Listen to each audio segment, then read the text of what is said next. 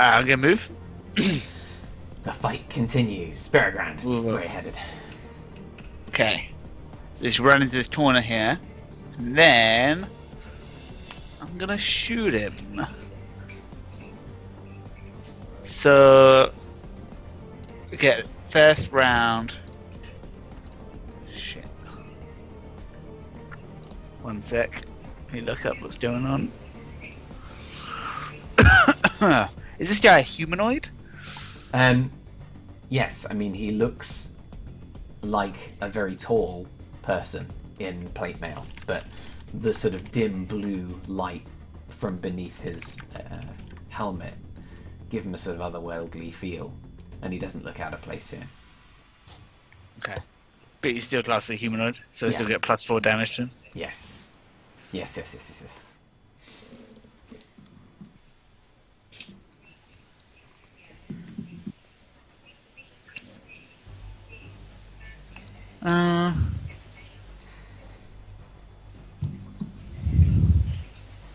There's something about me getting advantage if he hasn't acted, but I can't find what it is. Anyway. Yeah, you do get that. What from? Your Ranger Conclave thing, Underdark. Do I? Yeah. Okay. I believe you. Well, Just we on have the a Ranger first in our attack? group. Yeah, on the first attack. Okay. In that case, I'm gonna take -5 plus 10 damage. Whoa, that's 28. 28 hits. 23. Sorry, 23 even. 23 still hits. Okay. So it's 7 damage plus 10, 17 plus 4. He's a humanoid. It's 21. No. 21. All right. As it's trying to rip itself from these tentacles, distracted for a moment, you take a shot with your mighty crossbow. It thunders into this armor, and you hear a thunk as it deeply embeds itself in a plate. There's a low grunt as the impact hits, and you can see that he looks up, and this little blue flash beneath his mask as he sees you. And Shit. suddenly interested. Okay. Shoot him again. Load it up again. Shoot him. 17? 17 does not hit, unfortunately, as you rapidly get a shot in, take another shot, and it reflects off the armor. You see a shower of sparks as it strikes off and hits the wall nearby. Okay, something like Stalker's Flurry. I can attack again if I miss. Go for it. Say 15. That one misses too, unfortunately. As you take another shot, and it catches a tentacle as it rides around, spins off, and hits the ground nearby. More tentacles rising up out of the blackness, trying to grab things around, pulling in like bits of furniture towards itself. Then I get a third attack. 13. Damn it. That misses as well. As from across the room, Shit.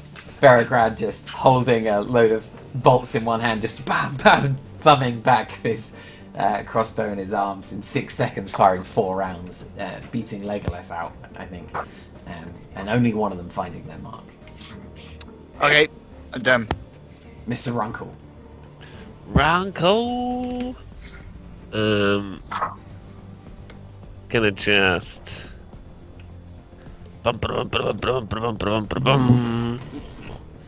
As he begins to march through the furniture, picking his way through. Yeah. Gonna go over here by the wall and just gonna turn. Yeah. Whoa. Yeah. And then Rocco's just gonna growl at him and wait so Bori can shoot. That's it. Okay. As you march up close, whoa. Uh-oh. This creature nearby that's hiding in the corner of the room sees you approach, What? and lashes a tongue forward out in your direction. Motherfucker! Stop trying to eat Bori! What's wrong with you? Oh my god. Rolls a natural fucking 20. Oh, good god. Good boy. Sure glad we healed since last time. So he deals 34 points of necrotic damage off the tongue At Bori or Runkle? at Bori. How much? 34. It was a crit and almost max damage off the crit as well. 6, 6, and 5. It could only be a 6, 6, and 6. They're only d6s. So 34, almost completely max damage it could possibly do. And I need you to roll a strength saving throw. And I need you to put out the it's on fire fire. that's in Bori's your house. face is on fire! Oh my god. Strength saving throw. Gonna go 13. Let's see. 13 isn't enough as this creature pulls Bori off the back of the bear and she gets dragged across the floor towards him. It drags you in close, and because it failed, it gets a bite attack as well. Rolls a 23. It's for days. Absolute days. And deals 20 piercing damage. Unconscious. Jesus Christ. As this creature just bites down onto Bori on one hell of a round, and just begins to try to consume her. 5th Templar, you're up. Oh, okay. So is Bori In like in the jaws mouth of this creature? Yeah, yeah, in the that's what I corner of thought. the room. Cool story. Cool story. Okay, well. Damn it. Alright, I'm gonna run and Misty Step up into that thing and start wailing. Alright. I'll go 7 feet forward, 30 feet the rest of it with Misty Step. Around this thing. Just start going to town. You bamf out of existence, appear nearby, trail of whitish blue smoke. Damn it, Bori. That was just an unfortunate roll. 26. 26 hits. Alright, second attack. 26 hits. 26 hits. Give me the damage. That's a 1, I get to reroll that. Great weapon fighting. Okay, that's better.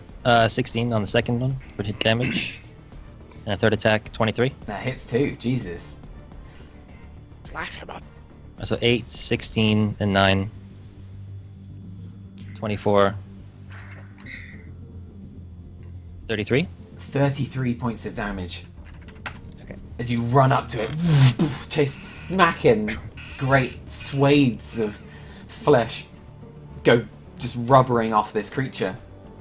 Gouts of black Icarus blood hit the floor, smattering across the walls as you just take huge strokes out of its its head stroke body as its hunched frog-like creature, just carving right through the thick hide. Alright, it has disadvantage on saving throws against me. Against spells from me, and that's the end of my turn. Okay. Bori, you're up. You need to make a death saving throw, unless you've got something special. Nope. Death saving throw. Don't you dare fail! Failed. No! Okay. Why? Tabletop. Oh, Seraphina. God. Is it my turn? Yes. Okay. I am going to use whatever it's called.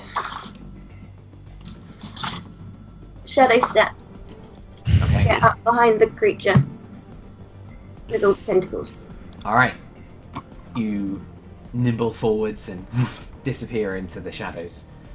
But I want to be sort of try and, when I get into the shadows, be as stealthy as possible. Okay.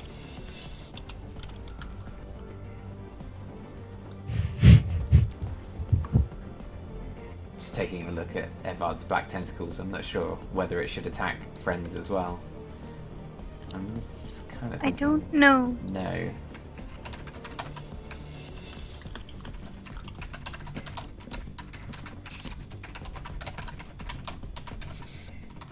Just says it when a creature. Yeah. I don't think it actually differs between. Friend or foe? Yeah. Well, it is a pretty OP spell, so it would make sense that it affects everyone. Otherwise, it'd just be like, yeah, I cast this all day long, Yeah. every day long. Yeah. Yeah, absolutely. Okay, so Seraphina, you step forward. It's pretty dark in here, and do your best to sort of you find a little bit of cover. There's lots of large bits of furniture, and you're such a small creature, you disappear out of sight and reappear in the room beyond. What are you wanting to do? Right, I want to try and pick his pocket, but stealthily, so he doesn't know that I'm doing it.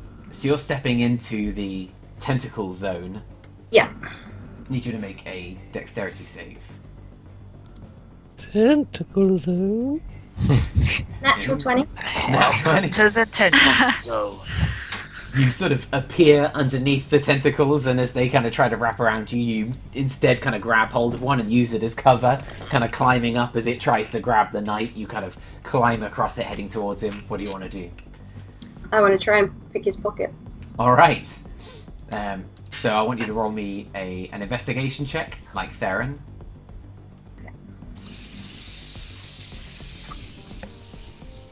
12.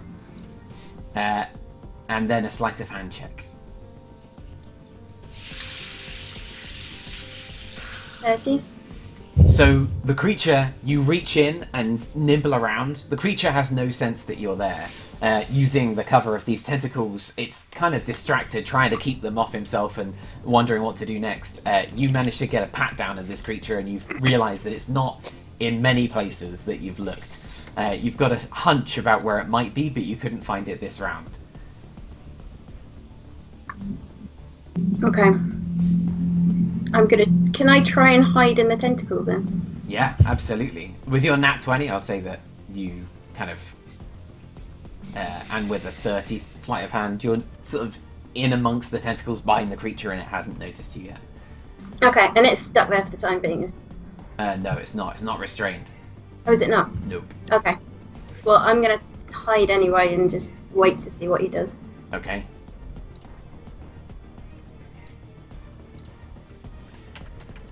Alright.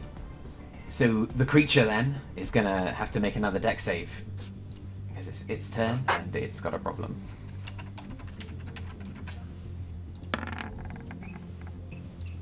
It rolls a 20. Ugh. He saves. Good roll. So the tentacles Good trying to God. wrap around it, it kind of begins to step forward, blade in hand, looking for a target of some description. It's got 2 in its mind that it can see. I'm hiding. Oh, it's got 3. You didn't roll to hide, Billy. I'm eating. Joke's on you.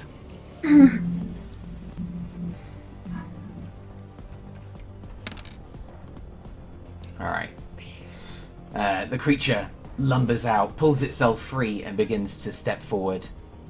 It's difficult terrain though, isn't it? It is, can only move at half speed across the difficult terrain.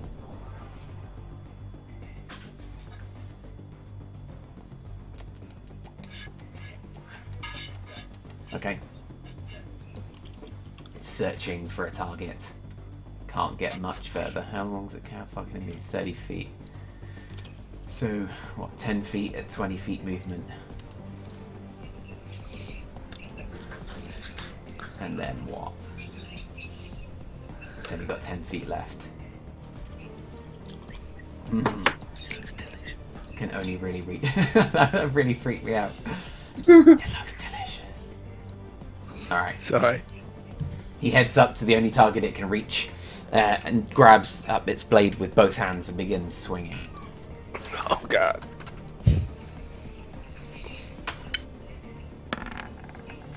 $14 to hit. No. Mm-mm. It takes a second attack. You nibble back out the way and it takes another strike at you. This one's a 30 to hit. Okay. As a reaction, I'll cast Absorb Elements. Okay. It deals 22 points of slashing damage on the attack. Okay. And 6 points of cold damage. As it So I take and you absorb.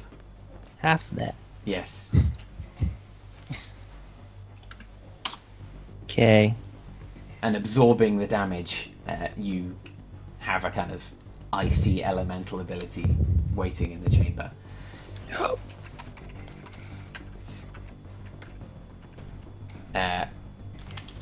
So it swings for a third time. 20 to hit.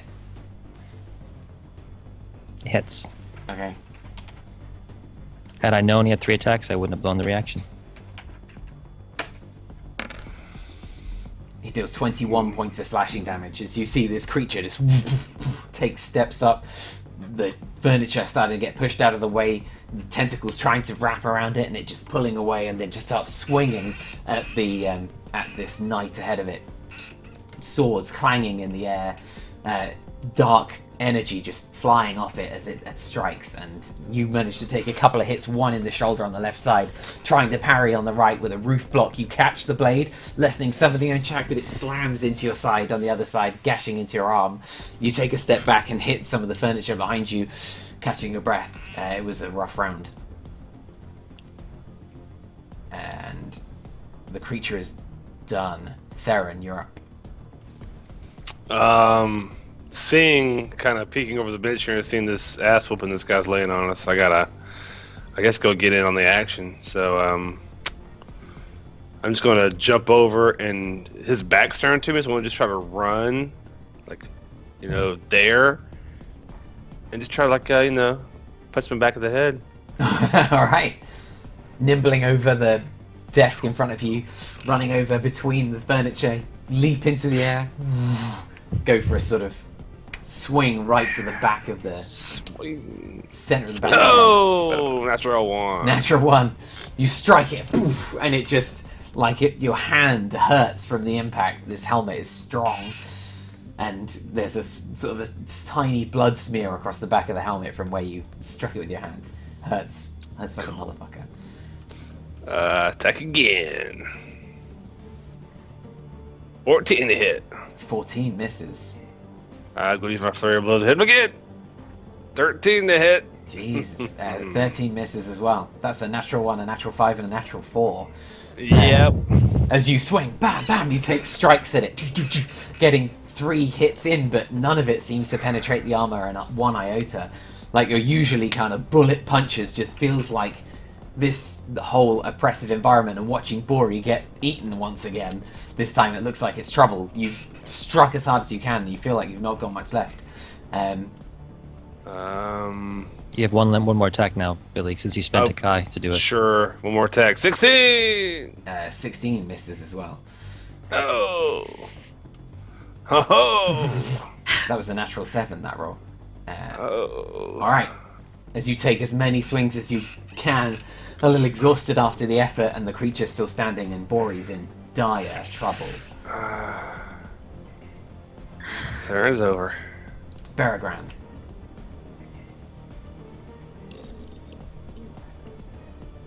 That's too much. Okay. He's munching.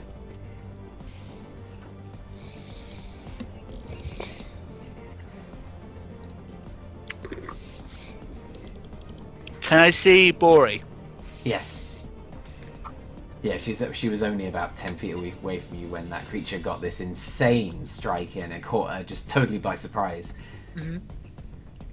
Can I see her now? Yes, like past Mr. Runkle, who's looking like he's lowered himself down, like he wants to charge at the creature that's got Bori, and over Mr. Runkle's head you can see that she's being consumed.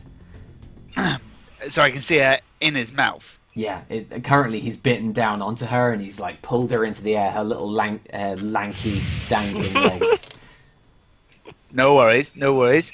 Use Fleet of Foot. Dash as a bonus action. Alright. Get up right on this guy. Grab her leg. And cast Cure Wounds. Nice. So like Mr. Runkle was the hood of a Cadillac, you slide over him, landing on the other side, rush up, grab Bori, and cast in. Cast it at level 3. I'm not sure what happens if I hit this. I don't know either, it's exciting. Oh, cast at what level? Level 3. Oh, that's cool. That's 8 plus 4. That's 12. That is 12. Bori, you feel the life turn into you. You kind of blink awake inside this creature's mouth and realize that you're still in a lot of trouble. Any more for you, Mr. Uncle? Bear Grand even? I called you the wrong bear. Nope, I'm done. In which case it is Mr. Uncle next. Runkle's fucking charging. Clambering Have through. we skipped me, or is it just me imagining things? We have skipped you. Oh, we did, yeah. Theron should have gone to Lenneth and then Beargrand. I honestly don't know how that happens. I'm sure I only click it once, and I think it sometimes goes through. So, Lenneth, you're up, and then we'll go to Mr. Okay. Uncle. I'm targeting the big metal guy again. And I tell him, you cannot hold on to your sword, drop it. And then I cast Geese. Holy shit. Alright. That is a wisdom saving throw. As you concentrate for a moment and you cast your mind out, you concentrate exceedingly hard on trying to take the mind of this creature ahead of you. And as you do, this sort of almost imperceptible wave of energy ripples out from you and just moves through the room rapidly towards him. As it does so, his armor reacts. And you can see this kind of, as the ripple hits him, the armor begins to like have an iridescent wave across it. And it absorbs the spell. Cool. And the armor just, like the ripple hits the armor and it ripples across the surface, this iridescent blue-green wave that sort of falters as it ripples across him. Dibs. Alright.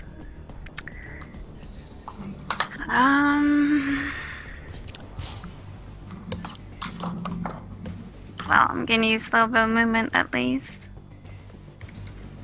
Go up to here. Can I use a bonus action to turn off a concentration spell? You can hit it as you a can free just- action. To stop a concentration spell, you just have to command it at any point. You can stop it. Yeah, okay. Then I'm gonna do that with a tentacle Okay. spell. They just pulling in bits of furniture all into the center of this little column as they disappear down. The furniture's left in this awkward pile. Okay, that's it for my turn. All right. At the risk of interrupting things, I really need the loot. Mr. Uncle, you're going to be next. Oh my lord. I'm losing the immersion cabs. I'm losing the immersion cabs. Mr. Rook rolls a natural 20 to kill the bad guy. Yeah.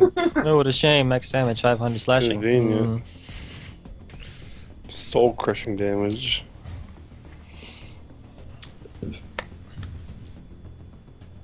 Cabs comes back and just everything's missing except Mr. Runkle. Mr. Runkle covered in blood in the middle of the room.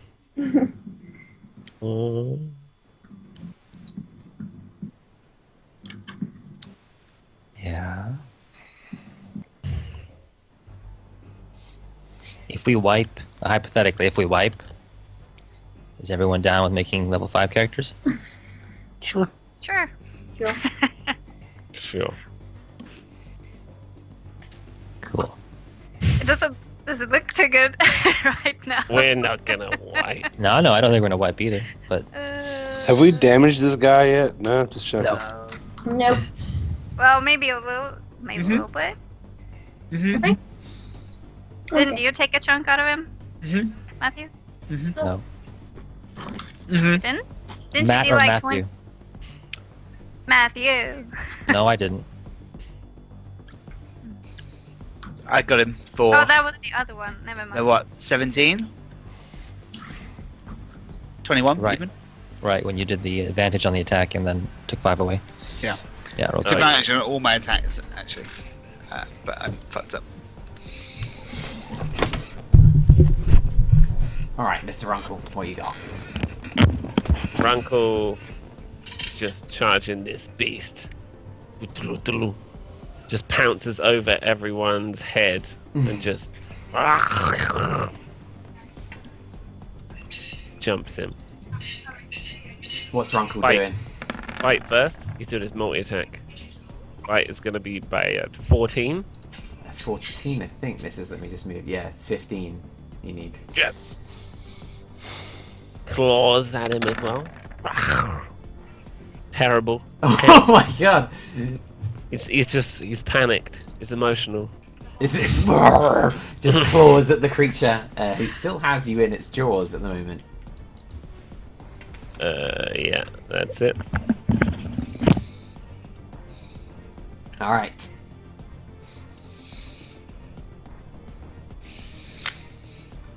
Okay, so the creature that is currently eating Bori tries to swallow her. Good times. 21 to hit. Yep. God, it's one of those days I desperately want to roll low and I can't. So it gobbles you up and swallows you down. Or he's like, thanks guys. Ooh!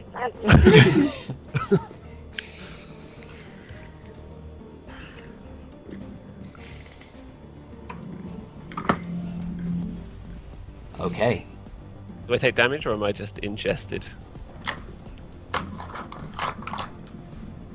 No, you Oh, don't. it's You don't take any damage. I'm reading the reading it now. Yeah.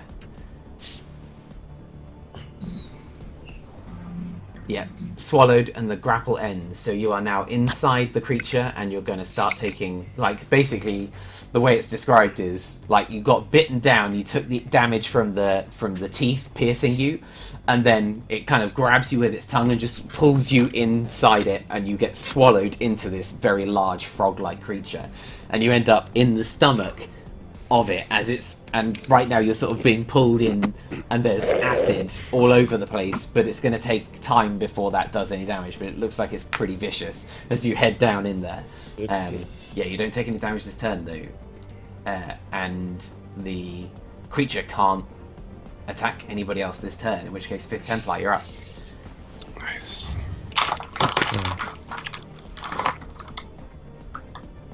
how fucked is this thing looking?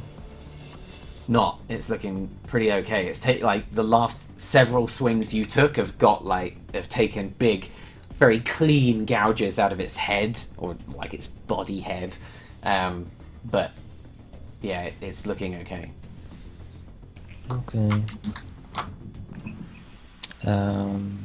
Would you say that these guys are within 5 feet of each other? This guy's long arm to him? Yes. Okay. I'm gonna swing at him. I'm gonna try something new. Cantrip. Green Flame Blade. Green 16 to hit. flame. 16 to hit. 16 hits. Okay, so he'll take that much damage, Okay. and then within 5 feet of him, an enemy will take 7 points of fire damage. All right. So the second guy takes the 7, he takes the 14. So as you take it, you hold the blade in your hands. There's this column of fire that just curls up the blade. Green flame emanates out. You strike this creature in the side as it's completely distracted. Just you watch as your friend completely disappears. You slam it into the side. This burst of flame shoots out and just burns everything in the area, including this creature that holds a single hand up to keep the flame out of its eyes more than anything else. Okay, so that's a cantrip. And I get one attack as a bonus action, Okay. and I'm going to use that to attack the creature. Which one? The one that has Bori. Okay. 25 to hit. 25 hits. You're rolling pretty well.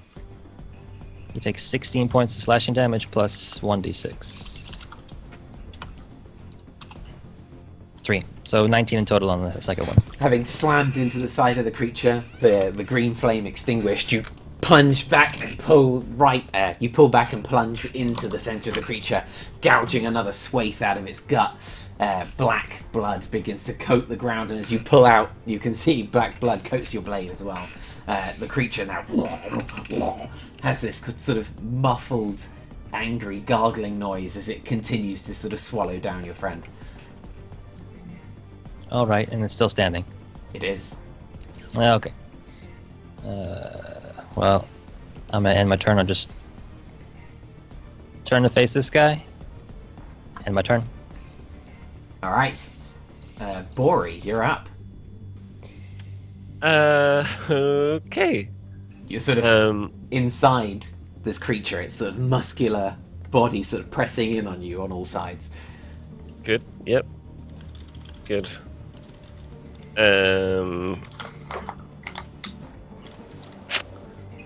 I got nothing. I got nothing. I guess I'm just gonna try and climb back out. Okay. I guess. You're like Lemmy Wings.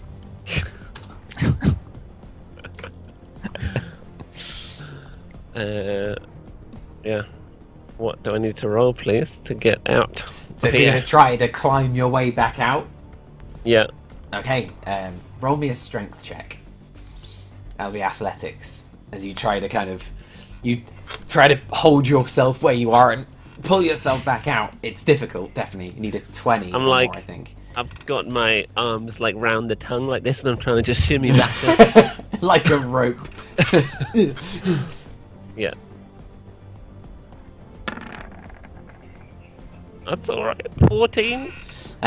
You manage to prevent yourself being sucked in too much further for the moment, but you're unable. It's slippery and it's tight and it's difficult to pull your way out. You just Correct. can't get out in this game. Just holding onto the tongue like this. Trying to swallow you down. Yeah, that's it. It's gross. Seraphina Tippletop.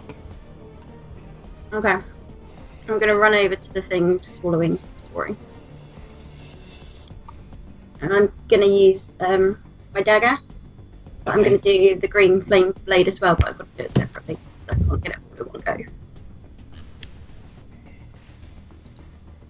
Alright. Using your multi-class. Yeah. Hell yeah. 23? 23 hits. Nice roll. Nice. Okay. So there'll be several bits of damage. That's the damage from that. 9 piercing damage from the dagger itself. That's 22 from sneak attack. Sneak attack. Plus another 8 for that one. From the green flame. Yeah. And then it should jump to the other guy, and that'll be 16. Alright. As you dash across, you hop onto the furniture nearby, you dash up, and you plunge this blade, and as you reach forward with it, it bursts into flame. This green trail leaving behind as you plunge the blade deep into the side of the creature, making use of this sort of huge wedge that's been cut out by the 5th Templar sword. Seeing the opportunity, you plunge the blade deep into that spot, and you definitely feel like a crunch and then like a puncture as it pushes through into no resistance, and you hear the creature, and you just hear this deep, uncomfortable gargling as the creature begins to breathe its last. Bori, you just see from below you this burst of green flame, and try to avoid it, I guess. You just see a little burst of flame beneath you, and the creature dies with Oh, bullets thank God. in its belly. Does Bori roll out of its mouth like a newborn baby? No. It turns out that the creature doesn't vomit up a person if it dies, so it just kind of slumps down with Bori still inside it. But it's Your got adventure isn't over yet. it's got the same kind of laxity that the other one did. Think of it as a slide, Jimmy.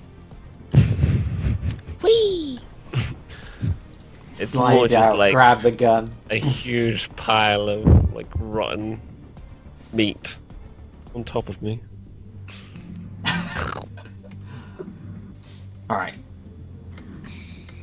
Can I use my bonus action to? Am I 5 feet from this other guy? From the big guy. Yeah. No, Well, you don't, just I don't in think case so. I use my bonus action to disengage and run back again. Okay. All right, you disengage, nimble back to your spot behind the wall. Where are you going? No, I'm just gonna go kind of here. I think Okay. that's me. The seeing you plunge a blade into its effectively its pet, the Winter Knight sees you, passes its blade over to its left hand. This long, beautiful, icy blade that's trailing steam behind it. It reaches forward with its other hand, and these little dim lights beneath its helmet flash blue, and there's this sort of thin blue trail that seeks into its hand, and it casts out towards you a burst of ice energy that shoots through the air and flies at you. You're not wearing any armor, are you? No. Right. So it is going to roll with advantage. 26 to hit. Right here.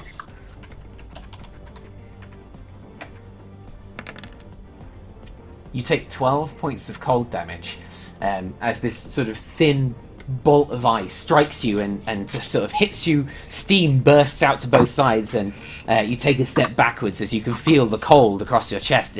It's burning in its cold, and it fills your body with cold to the extent that you can't take reactions until the start of your next turn. And then, as its actual turn, it's going to start swinging at the people around it. First of all, it's going to take a swing at the 5th Templar in front of it. Okay. 27 to hit. Just.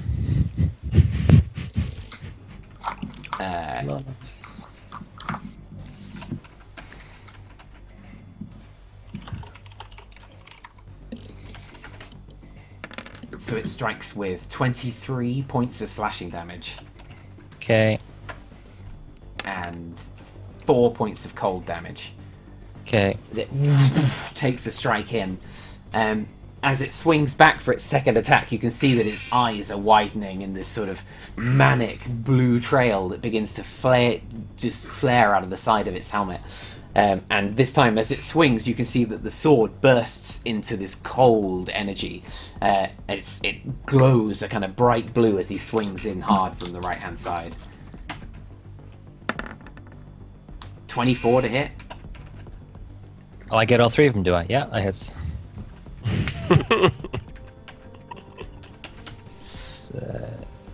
So this time you take 16 points of slashing damage.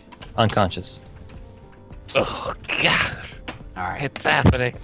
He also deals 8 points of cold damage, but it doesn't matter because it's in the same attack and it's not going to cause you any additional damage. So as the creature just wails in, you try to block as best you can, try and put yourself between this creature and Bori, knowing that she's in danger, and you block once, block twice, and the creature's blade strikes you, slams you hard in the chest on the third one. It knocks the wind out of you and slams you against the wall. You feel something crack, and you feel to the back of your head, and you feel, of course, the plate mail of your helm, but down below you can feel the blood trickling, and you just lose consciousness. It's just the whole world goes black. What? It's all good. I've done this before. The creature swings in a Always me and you, circle but- and takes a swing at Theron instead What? with his It's last 4 attacks? strike. He gets 3 4 attacks. 3 attacks, but he has legendary actions, so his first one is a legendary action on the end of Seraphina's. Sweet mother of Christ. 31 to hit. Yeah, kinda. Barely.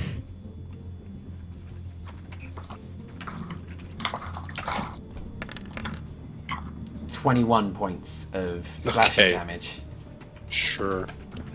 and 3 points of cold damage as the creature swings and you try to get out of the way and it gashes across your chest as you take a step back. This creature just whirling dervish of ice and darkness. As Theron, you are up. I'm just gonna man up, you know. If I get, I'm gonna go punch him. 28 to hit. You chamber a strike. Drive it home as the creature turns to you. 21 to hit. That hits. Oh my god, 10 more damage. My Flurry of Blows, I'm going hard. Go. 21 to hit, go. That hits. 9 more damage, one more time. Here we go. Oh, 14. Oh shit, that one misses. But fucking good though. 22, 30, 31? 31 points of damage as you just start striking and kicking, finishing with a kind of flying back kick that strikes it in the chest and takes a step back, sort of knocked for 6. And I think I just like fall down to one knee because I'm like pretty haggard. Turns over. Lenneth.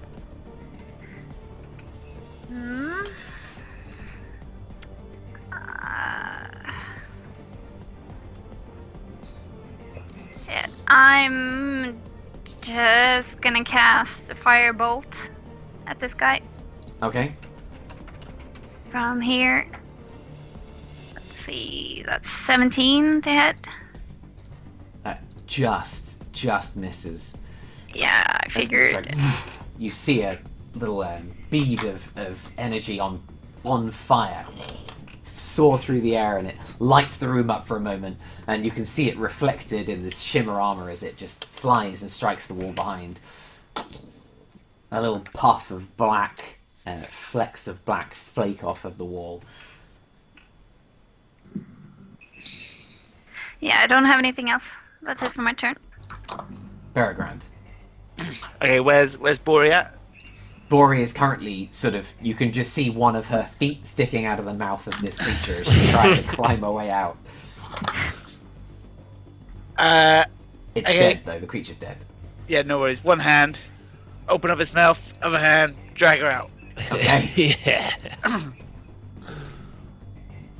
You hear this kind of sicking, and as you're pulling, you can see that she's just holding onto this tongue for dear life and dragging the tongue out of the mouth of this creature.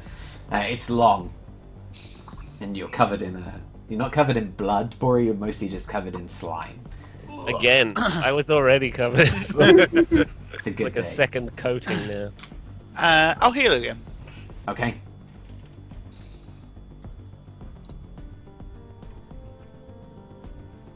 Boosh, 15. Oh, Nice. Thank you. And I'm done. All right.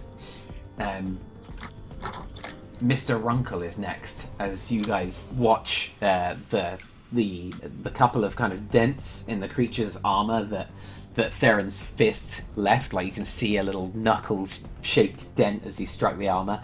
It sort of begins to heal over, like the armor just returns to normal and the creature becomes a tiny bit more. How much more? A tiny bit more. Healed and ready for battle. Mr. Runkle, you're up. Runkle's just gonna, seeing that the metal man has gone down, he's gonna come and impose himself in between the unconscious Templar and the thing. Get in there. Kind of like gently just nudges, Templar Puts back. a back foot on Templar's chest and Yeah. slides him back. And then he's gonna try and bite this giant metal thing. 25. Yep, that hits. 10 piercing damage. Alright. I have to move him a little bit just to... Alright. And gonna claws at him as well. 10. The claws like rake like nails on a blackboard just across the back of its armor, but can't penetrate. But the bite manages to get in deep into the armor plating around the neck and catches this creature and pulls him off. looking around, this low kind of rumbling breath as he draws his blade up for another swing at somebody.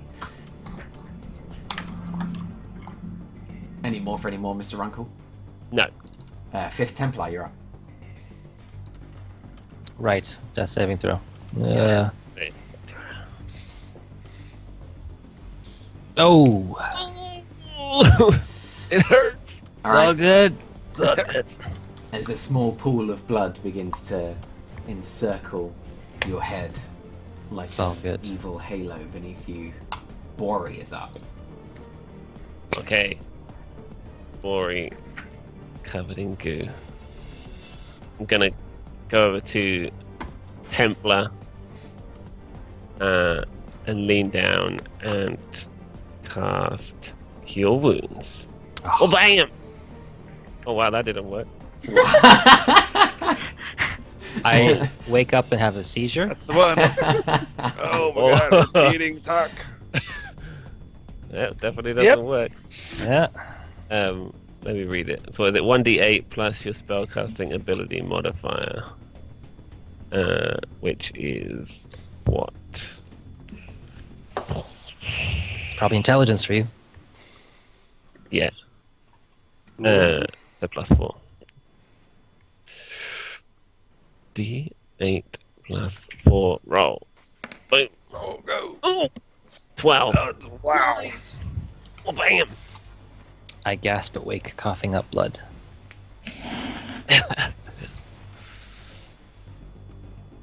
My Gotcha, hero. mailman. My hero. That's it. Seraphina. Okay, how far away is this guy? From you, only about Yeah. 10 feet. Yeah, it's pretty close. I'm gonna try and run as far away from him as I can. Okay.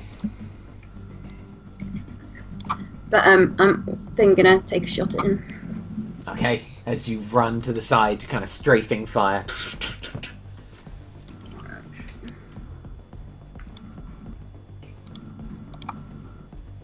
19. 19 hits. It's Bori tries to hack into the matrix. That's 14 damage Okay. and 18. Alright. As you take a shot, are you taking more? Yeah, I'm gonna take one more. Alright.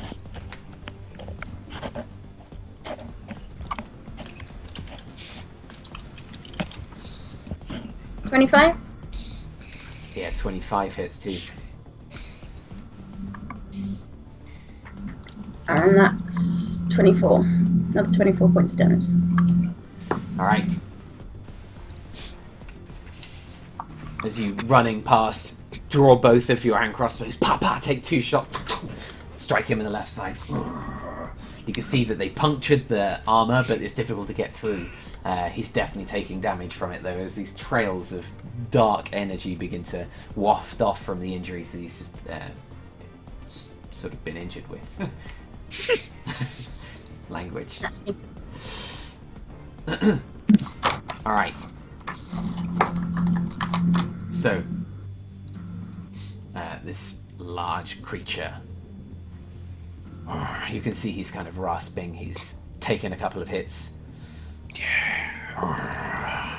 He looks around, 20-foot radius to this thing. Alright. Radius, yeah.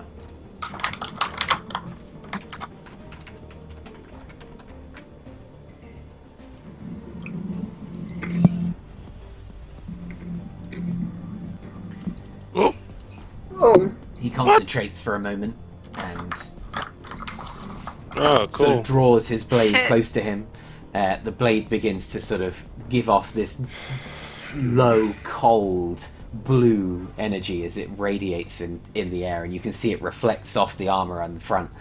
He concentrates for a moment and looks up to the air, and this beam of cold energy gently shoots into the ceiling and just fills the air with this dark cloud that begins to swirl and move and jet this cold and icy energy that just swirls through the room in this blizzard of ice and sleet that just strikes your faces as it passes.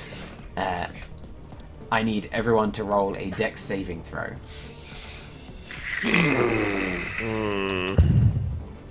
21. 15. I'm gonna indomitable and roll again. Okay. Indomitable.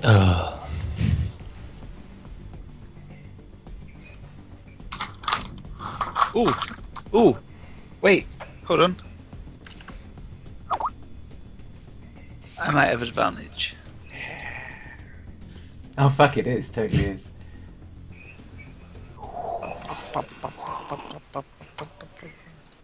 Well, this is obviously cold. Is it a spell, so it's possible to use counter spell on that, or? It is. Yes. It is! Yeah, it's a spell. It's coming from the weapon, but it's totally doable. Then I want to do that. I'm going to use my reaction to cast counter spell. Alright. That's a DC 10 plus spell level.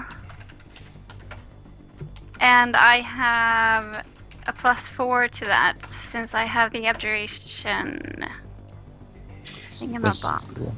That's the school you chose. Yeah. Yeah. Oh no, wait, that's wrong. Alright, it's a Oh, 4th wait, level how spell. did this work? I can't remember. So you roll if it's 3rd level or lower, you automatically dispel it. But this one is, so you need to roll a... What was the DC? God, it's been so long, I can't remember. Well, if Yeah, I did you this. you make an ability check using a spellcasting ability modifier, so it's a d20 plus 5 or 6 on your roll. Okay, And I'm you just need to gonna roll roll that. a 14 or higher. Yeah. So make your ability roll and add 4 to that, since you Okay. have your. No, for her because she's an improving abjuration wizard from her school, Yes. so she gets +4. She adds her proficiency to counterspell. Awesome. So yeah, so it's d20 plus your spellcasting ability modifier plus 4, Whoa. and you need 14 or above. Just don't roll a natural 1. Oh no! You just had to say that, didn't you? So that's 10. Oh shit! I fall prone because I have that card on me. Oh god. Oh shit. As you concentrate for a moment, cast out the spell, try to block the energy, you just see, you can feel it fail as you try to cast it. You think, what? And you just see it, like this rebound reaction, this burst of blue sparks out of the tips of your fingers, pushes you back. You take a stumble off just random furniture around you, land on your butt with your legs on a chair that's fallen over. That one thing that I'm supposed to be able to do. Okay, well that fails. So, Alright, so the dexterity saving throws of 14 or above halve the damage of... Oh, it's a really low roll, you're alright. It's 5 damage to everybody in the affected area. So half of 5 if I pass that? Yeah, that's 2. I get half too, don't Okay. That could have been as much as Awesome. 20 damage, but no, it is not. Nice moves. I I follow get conscious. half okay. because of Cabs, my, I'm laying on the floor now, Cabs. You fell unconscious? Yes. From 2 damage? I had 2 health. Oh god. Alright. Yep. Well, that's the creature's turn. He used his whole turn to cast that. So, Theron, you're Can I- up.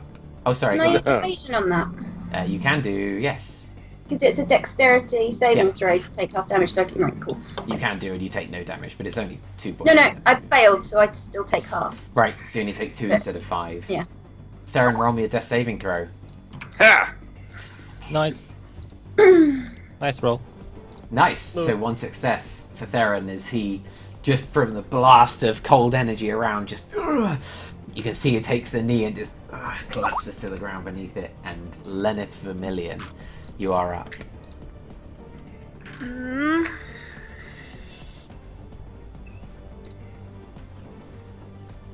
I have so many air effect spell active.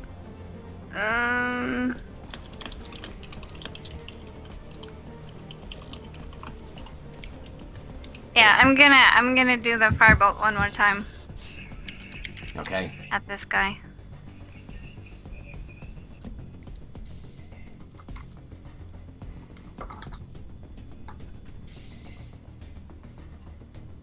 That's 25 to hit. That hits. He takes 12 fire damage. As you is it from the book? Yes. As you draw out from you open the book in your hand, draw another bead of energy from it into your hand, this little ball of red energy, and you cast it forward. It spears through the sky, this red energy. The creature turns and strikes it in the chest. This burst of flame rippling across, reflected in the armor beneath it, this dark, reflective surface. And the creature takes a step back and just looks to you. His eyes flash blue. It looks like it was impacted particularly by that, and is now staring you down across the room. Fury in its Right. face. That's it for my turn. Berogrand. Ugh. Farron's on the floor, eh? Yes. Yeah. Darren's there.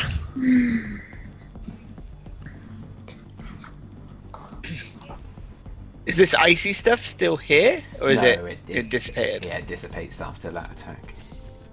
It's just But it's safe to Alright. say everything's covered in snow now. yes, yeah, totally. The surface is just icy. Okay, I'll run around and heal you.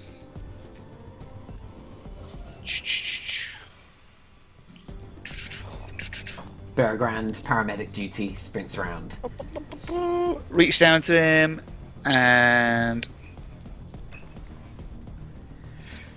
cast my last level 3 spell.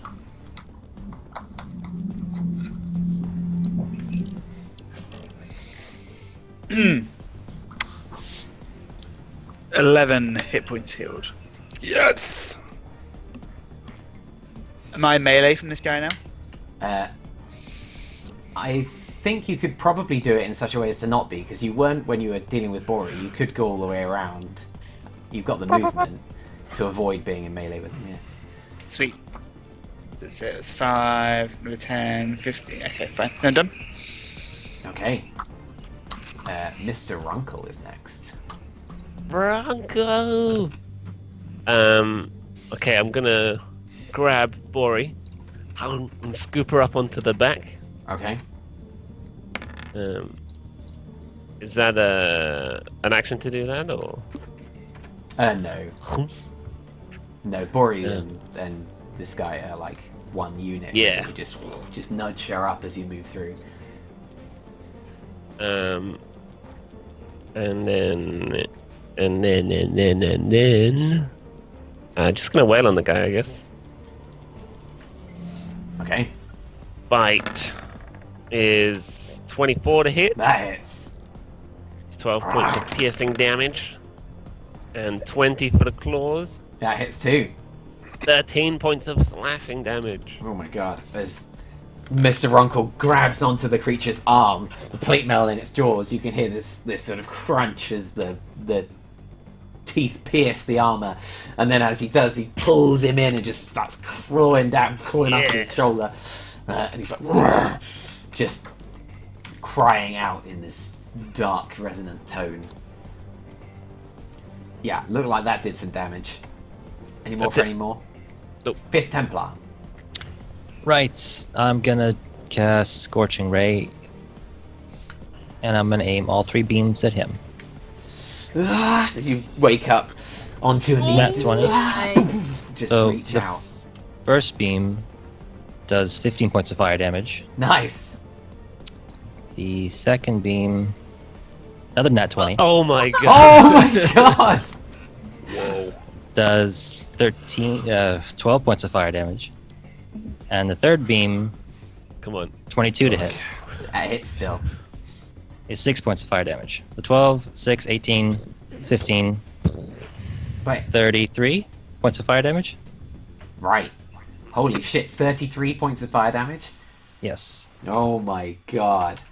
Freaking cannon. As these beams just strike him from below, you guys just see the beam strike the creature, and it takes a step to the side, like staggering from the impact. The first time you've really seen it take that kind of step. And as you look to the source of these beams, you just see, like, crouched down, this 5th Templar reaching out with both hands, just summoning beams of flame streaking across the room. That was one hell of a strike.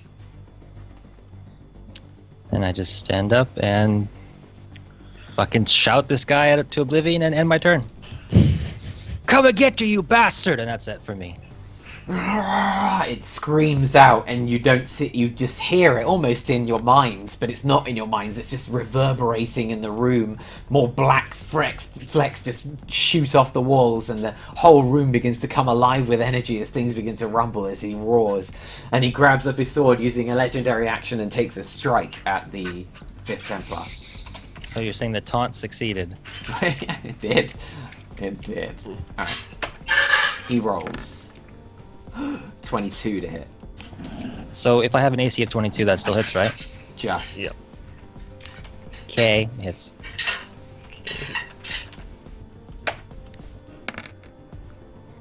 $20 points of slashing damage. Yeah, I'm unconscious again. This time it strikes the 5th Templar in the side and lifts him off his feet, carrying him like 10 feet, slamming into the floor nearby, skidding to a stop. But you can see this winter night is casting about him, and on the one side of him you can see there's this kind of blackened effect to the armor where it's just damaged. And as you look closely, you can see that the armor is just, it's really been dented and crushed in on that side. And he even like holds an arm close to it to keep it protected. He's looking a little like that hurt a lot. So where is my body now? Did I like, fly away from him? Not by far, I reckon about 10 feet to the side, just... Okay. Bori, you're up. I'm like, Templar, no! And I'm gonna jump off the back of Runkle's, and perform my medic abilities that don't work. Oh, it's working now. Okay. Go. 9. I'll take it. Take it. I imagine, even though it's a spell, can Bori have like a little device that she made, like a defib? Oh, please, like yes. a pocket defib. Yes! Please, yes. She pulls out like. Try It's her to- holy symbol. It's like it's like your arcane focus. That makes perfect sense. Yes, your arcade focus is a little gnomish device. Yes. Okay, as your wounds begin to seal just a little bit, 5th Templar, and you blink awake, I imagine this scene where Bori, this like 12-year-old, although she's 15, but I imagine her as 12, like she's crouching down, holding, like just with this device in her hand, looking at him, and 5th Templar's just like up on one elbow, looking up at this huge mirror-armored knight nearby, who's currently being grabbed on by a bear on one side, and Theron standing with Beregram nearby in the kind of similar position. Everyone just trying to keep each other alive before this night goes hell for leather in a moment. Any more, Bori? Did we? Actually, no. That's it. Wait. You have movement. Yeah, I'm gonna jump back on the back of Runkle. Okay. Yeah. Jump down, defib, jump back up. This kid. That's it. Seraphina. Okay, I'm gonna take another shot at the guy.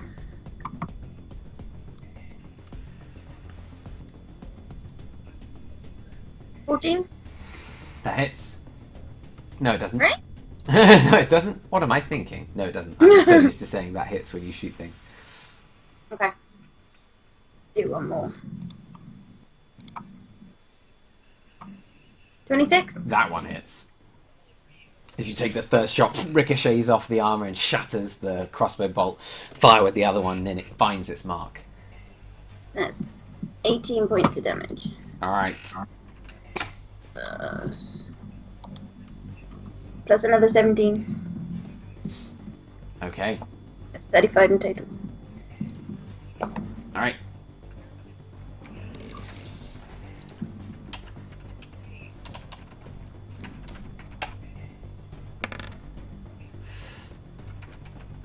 Alright.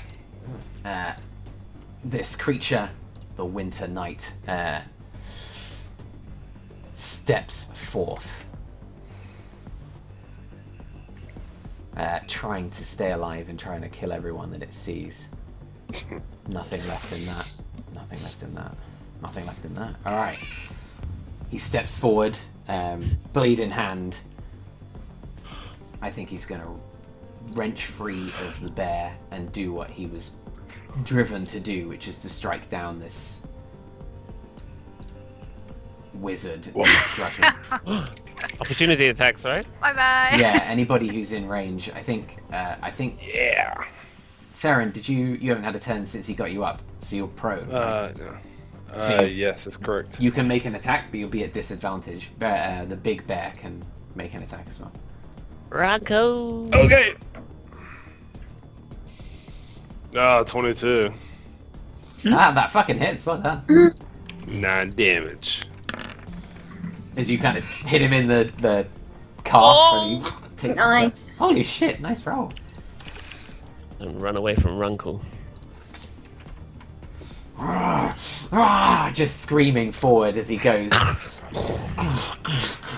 Brings up his blade and strikes down on the wizard sorceress that struck him. No.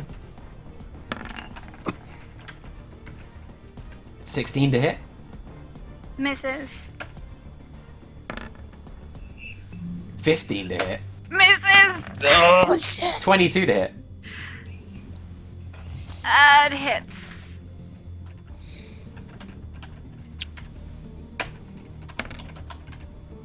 He deals 20 slashing damage on the attack and 6 cold damage. As the first one misses, you duck behind a bit of furniture, you grab the chair next to you, hold it up, and it shatters in your hand as the second strike comes in. Reeling from that, he takes another strike at you. Are you still prone? Am I? Have you had a Have turn it- since Has you... it been a turn? I don't know if there has been. I don't Can't think that has remember. I don't think that I have. It's my turn next turn, I think. been. He's going to Or get after- advantage on those attacks. Oh no. Does 18 hit? Yes, but I'm gonna cast shield as a reaction, and then it misses. Nice. This one, it comes in solidly and you bring up the white shield ahead of you and it smashes into the shield. Just fury blasts in his eyes. He brings up the blade, it flashes blue, and he strikes down as hard as he can with all of his crazed might. 30 to hit. Didn't she cast counterspell as a reaction? That wasn't her turn, and then it was her turn, then she casted Firebolt. Yeah. Did the Firebolt happen before or after the blizzard? Fuck, I don't know. Because if it happened after, then it's safe to say that she got up. Yeah, if she casts She Firebolt cast it- afterwards. Should be able to look in the thing, right? Yeah, she cast it afterwards. Yeah, I think I did. Alright, good. Hey. Alright, Not- so not the to be a creature Nazi. swings in, like you shatters off of the chair. Yeah, I can't fucking keep track, my god. He takes one last swing and manages to catch you with one blow that does 26 points of damage, but the rest is nothing as he misses with all the rest. And Ah, Theron, you're up. shit. Just take him down, man, you know? Looking at this I'm creature, low. you can see that he's Yeah. got this huge, like, cavernous hole in the armor on the right-hand side, blackened and charred and almost bubbled God. metal as these beams came in. He's got bare claw marks down his back and a couple of crossbow bolts at his left-hand side. He's looking not so hot at this point. We'll try to run and punch him and do some elbows in there, you know, the old monk punch to the back. 25. Oh, that hits. 12. Punch again. 18. That hits just. Well, I just hit 8 points of damage. Punch again, 27. Fuck, that hits. 11 damage. How do you And wanna I got do four this? at you. Oh my god! Ah! You know, just as I run to him and I jump off these crates and I get to his back, I just like a kick, then an elbow, then a spinning back fist, and then I just like my fist caves into his back. Oh! Pretty disgusting. Ah, as you take one, like a flurry of blows catches him from behind. Bah, bah, bah. He's staggered off his feet, and as he brings his blade up one last time to strike down on the wizard who has been plaguing him, you reach back with one fist, and with one last cry, you strike forward, and BAM!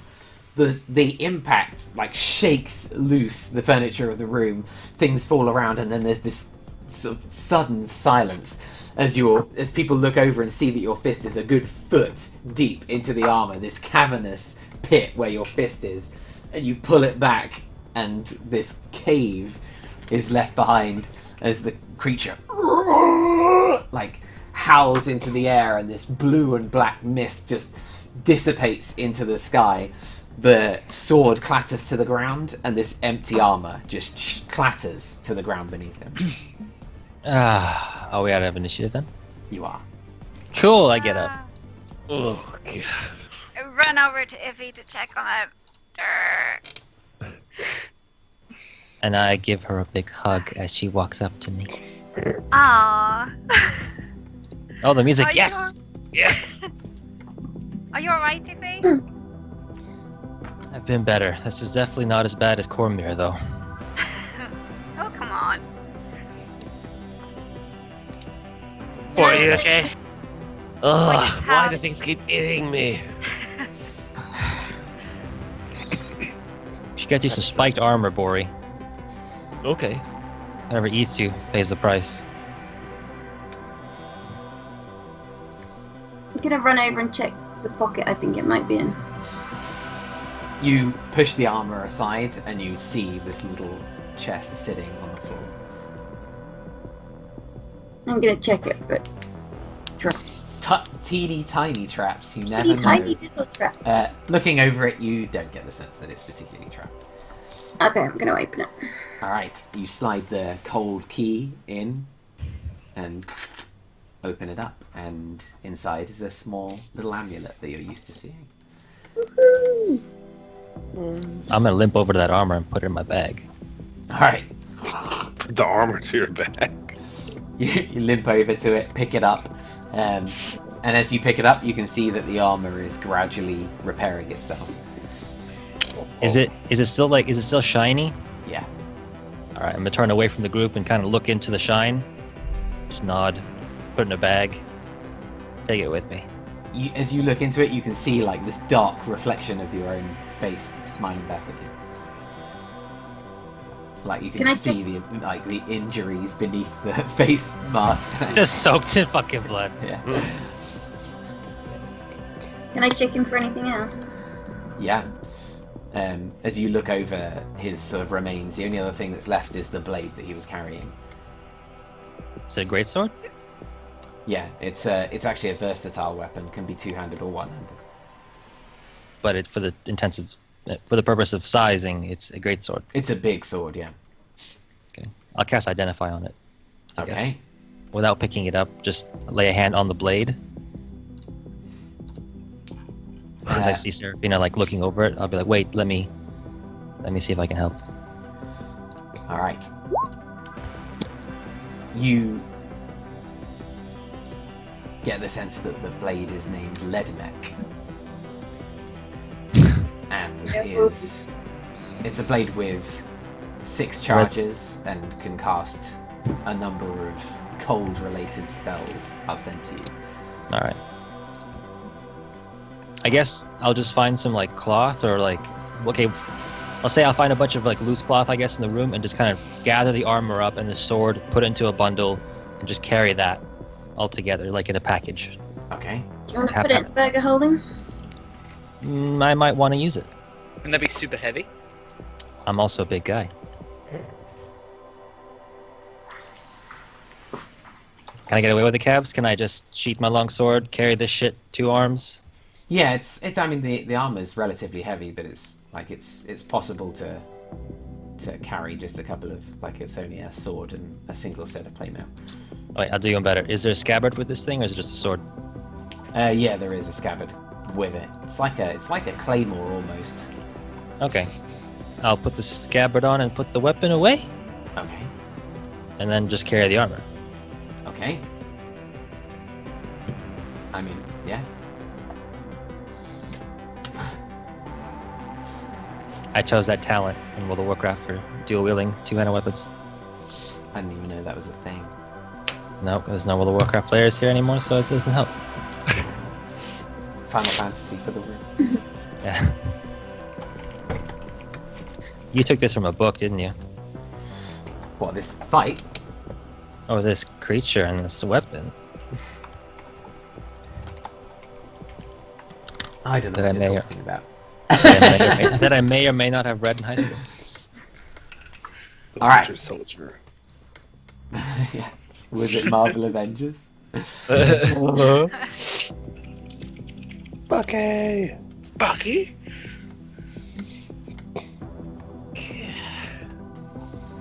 Is it so? Is the amulet in the box, Serafina? Yeah. Oh, let's get out of here. Should we short rest? Yeah. Yes, Yeah. please. Sure. Can we have a quick look around the room, see if there's anything loot-worthy before we Good idea rest? for me. Good idea. And can I just carefully check the other room because it looked like there was something else in there. Uh-oh. You do that. I'm gonna sit on this barrel. I sit on this barrel. Okay. Are those anything in the corner, or are they just like dummies? Yeah, they're just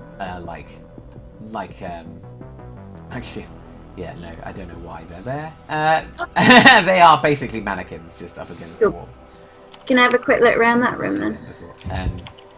Yeah, as you look around, you get the sense that there isn't much in this room at all. It's mostly this kind of destroyed and blackened material. Nothing particularly useful.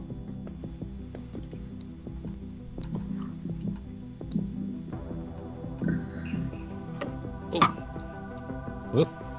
Whoop. Hey. Woo.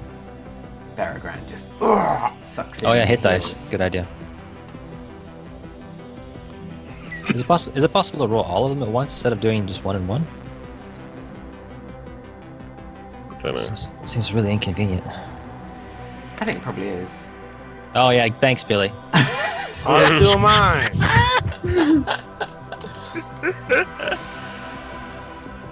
16 plus 13. I need to half of this. Bloody- 9. Oh, because of your curse? Yeah. I'm in Italy.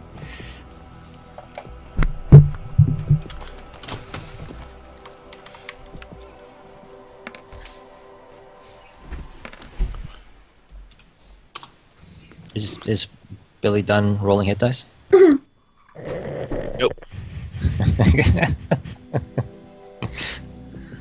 Yeah, 20. Whoa.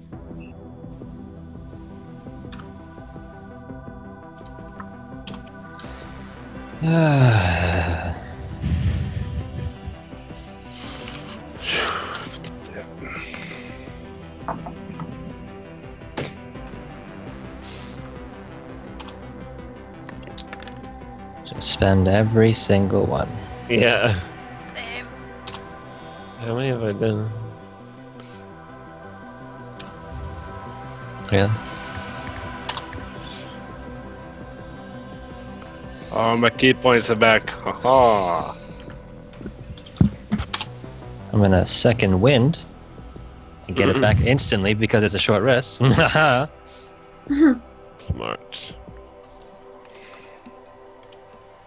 Hell yeah.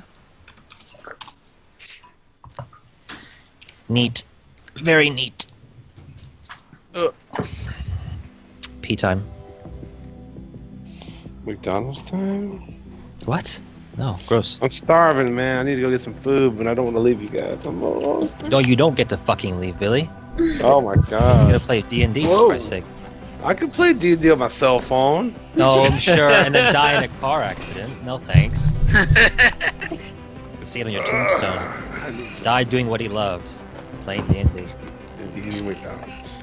Rolled a nat 1 on his death saving throw.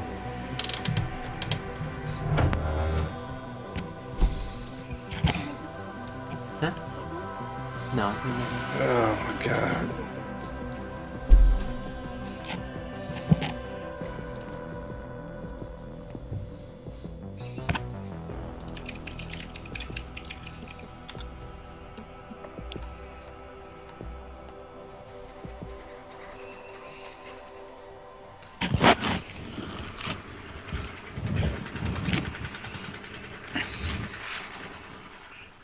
Jackhammer? What's going on over there? it's just a really weird Hoover. Oh, it's the wash machine. Oh.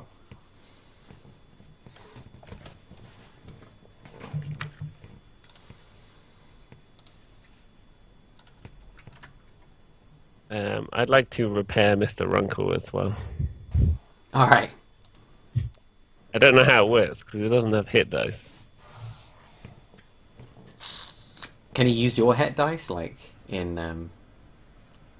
instead of resting for a little bit, you take some time just to put him together? Yeah. Yeah. Well, that's how it works with the animal companions for the ranger, I think. So I spend the hit dice to repair him the amount of... Yeah. Cool. I like it. He'll only need one. He didn't take much. Oh, miss. Here comes a big hit! The kids are in the best position, but an adult intercepts! He looks for validation from the players. They're like, you're a fucking goose, mate. So he heads back to his seat. Well, a child cries. This kid gets a hand on the ball, but the adult outmuscles him. Big victory, winner, winner, chicken dinner.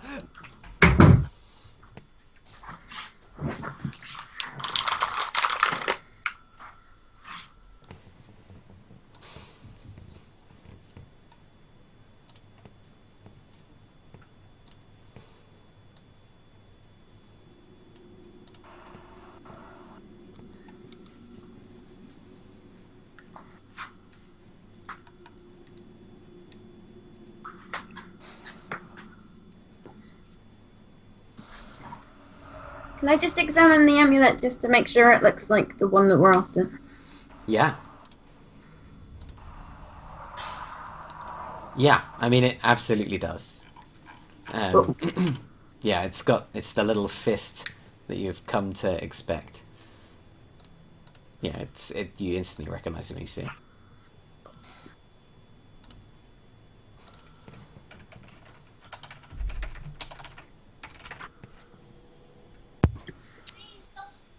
Right, so it's a short rest. I'm gonna be casting Identify as a ritual, I guess, on the armor while we're waiting. All I've right. got something that needs identifying as well, but I guess that can wait till later. What does? I stole armor earlier. All Not right. looking. Do you have cards for this stuff, Caps? It doesn't look like I do, actually. I thought I did, but I'm looking for it. I may have just lost it. I may just make another one. Okay. Because if the armor's better and cursed, I'll totally wear it. No, it's not on my list. All right, give me 2 seconds. I'll make one up for you. Should just take a second. Cursed armor for a paladin? What? What? Not a paladin. Oh, He's a knight. never mind. She's not. How long have you known me? Can anyone I've else do identify? or he can. Boy can. Or he can. Okay, I'll take the armor over to you and show it to you. I'm on it. You're a wizard, Harry. You're a wizard, Bori. Check this shit out. I don't know why I pushed it. I don't really need to. It's good to have it so we can read it. That one is in Boris. That What is one, it? I did have one. Oh, this old thing? This is Halnifar's breastplate. Ooh. Breastplate itself is a worthy piece of armor. A +1 breastplate for any wearer, attuned or not. Attunement, however, requires killing a demon and removing its vile presence from the face of the world. Once attuned, the breastplate grants the wearer some of the power of the Captain General had in life. At the start of combat, during the wearer's first turn, they may grant their action, bonus action, or reaction to an ally within earshot. This can allow the ally to have 2 bonus actions for their turn, as an example. Holy shit! Wow. Crazy, That's pretty pants. crazy, yeah.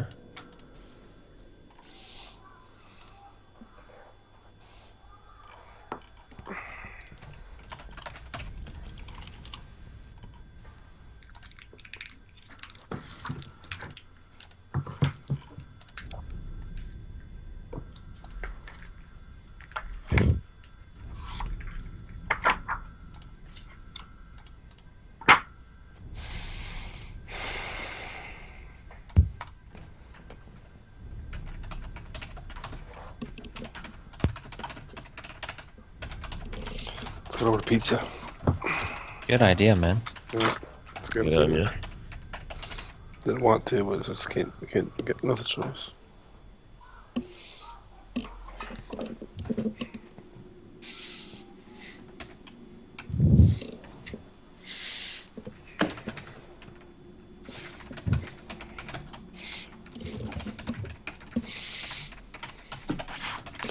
So what's the breastplate gives you? 2 attacks, you said? Or 2 actions?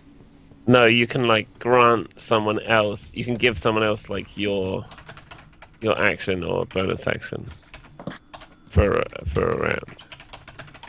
Huh. Only during your first turn. But the attunement sounds ridiculous. We just killed a guy, so maybe that works, maybe. But you got to kill a demon. That was a demon, wasn't it? I doubt it.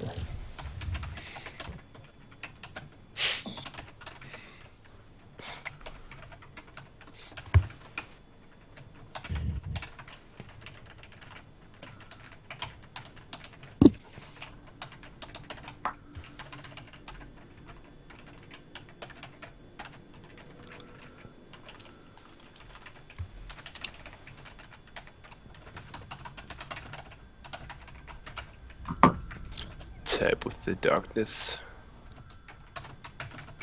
Let the hate flow through you.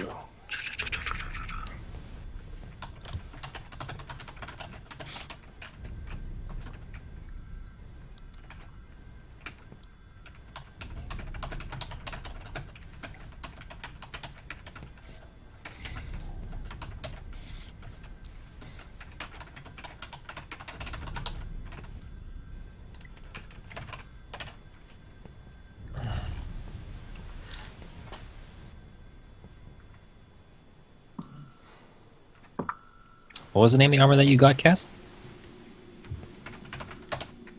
I didn't know Jimmy's got it. Okay. Called Legend Halnifar's breastplate. Sounds cool. Sounds pretty cool. I think isn't breastplate one of the only heavy armors that, or medium armors that doesn't provide or give you disadvantage on stealth checks? Yeah, it doesn't give disadvantage. Yeah. But you know, you found a way to min-max, so you don't need that shit. Yep. It's genius. Ellen's druid in our game, they hit level 5. And she put a point in barbarian. So now she's going to turn into a bear, rage as a bear, take half damage as a bear, have advantage on saving throws and strength checks as a bear, Nice. plus 3 damage as a bear. Cool. Broken. And the I party's get, already... I get like heavier armor proficiency. Yeah, and we No, worked it not out. armor. Yeah, On armor and defense. weapon. Yeah. On armor defense, you have like 18 AC without wearing armor, and just a shield. So everyone's kind of mad at it right now. Yeah, everybody hates me.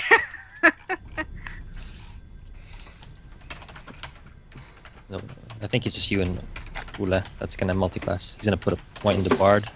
Yeah. Multipass. Huh? Multipass. Bard? Lilo Dallas Mortipas. Multipass. Multipass. Oh my god, Billy. Does anyone want the armor? Or Multipass. just stick it back in the bag of holding. Breastplate's too small. No thanks. I also stole it from the Sea Lord, so you know, it might be best to hide it until we. Okay. Well then, I definitely don't want it.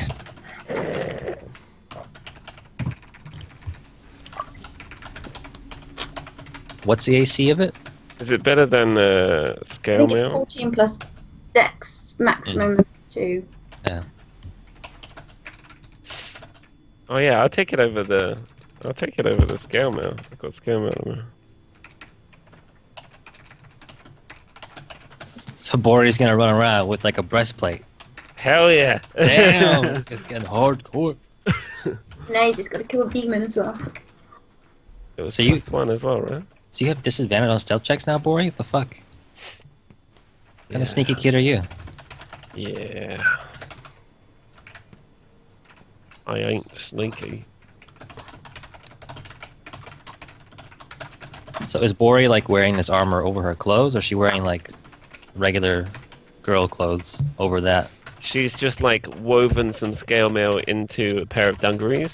Well, Like, I see. Of course she has. yeah. There we go. How could I forget? But this is gonna be a bit different now. You have to actually wear this. Yeah. I'm sure One- it'll go nicely under like a cardigan or something. Oh, It'll be okay. fine. I was gonna say there'd be one badass looking kid walking around with a breastplate and Yeah. hair. I'm a mercenary, bitch.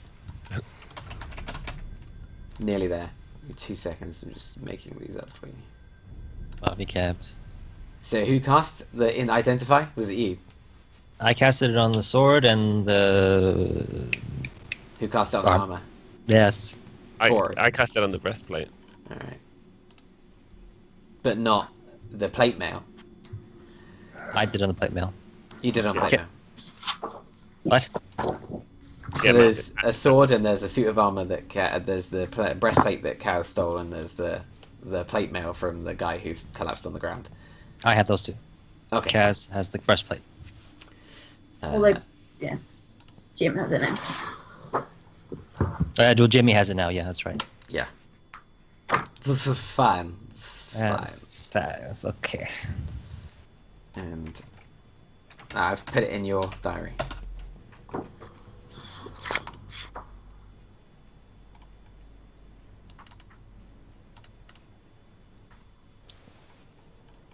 Okay, wait, is that what it looks like? Is that your idea of how it looks like? I don't know. It could. Like I had to make it up pretty quick. I think it's pretty cool, personally.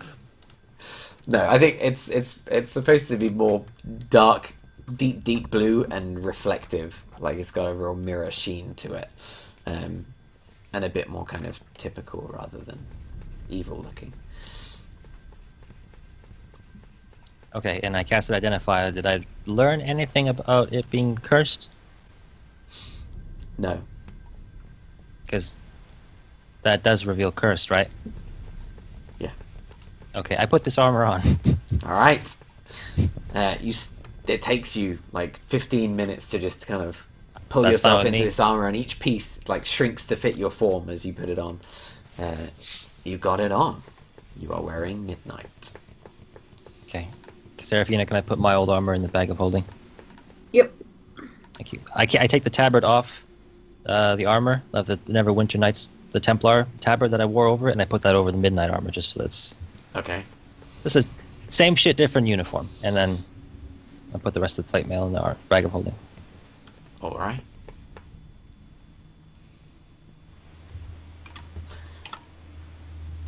Okay. So, you find yourself standing in the attic of a house in the dark side of the world. We should probably go. I'm too busy looking at my armor.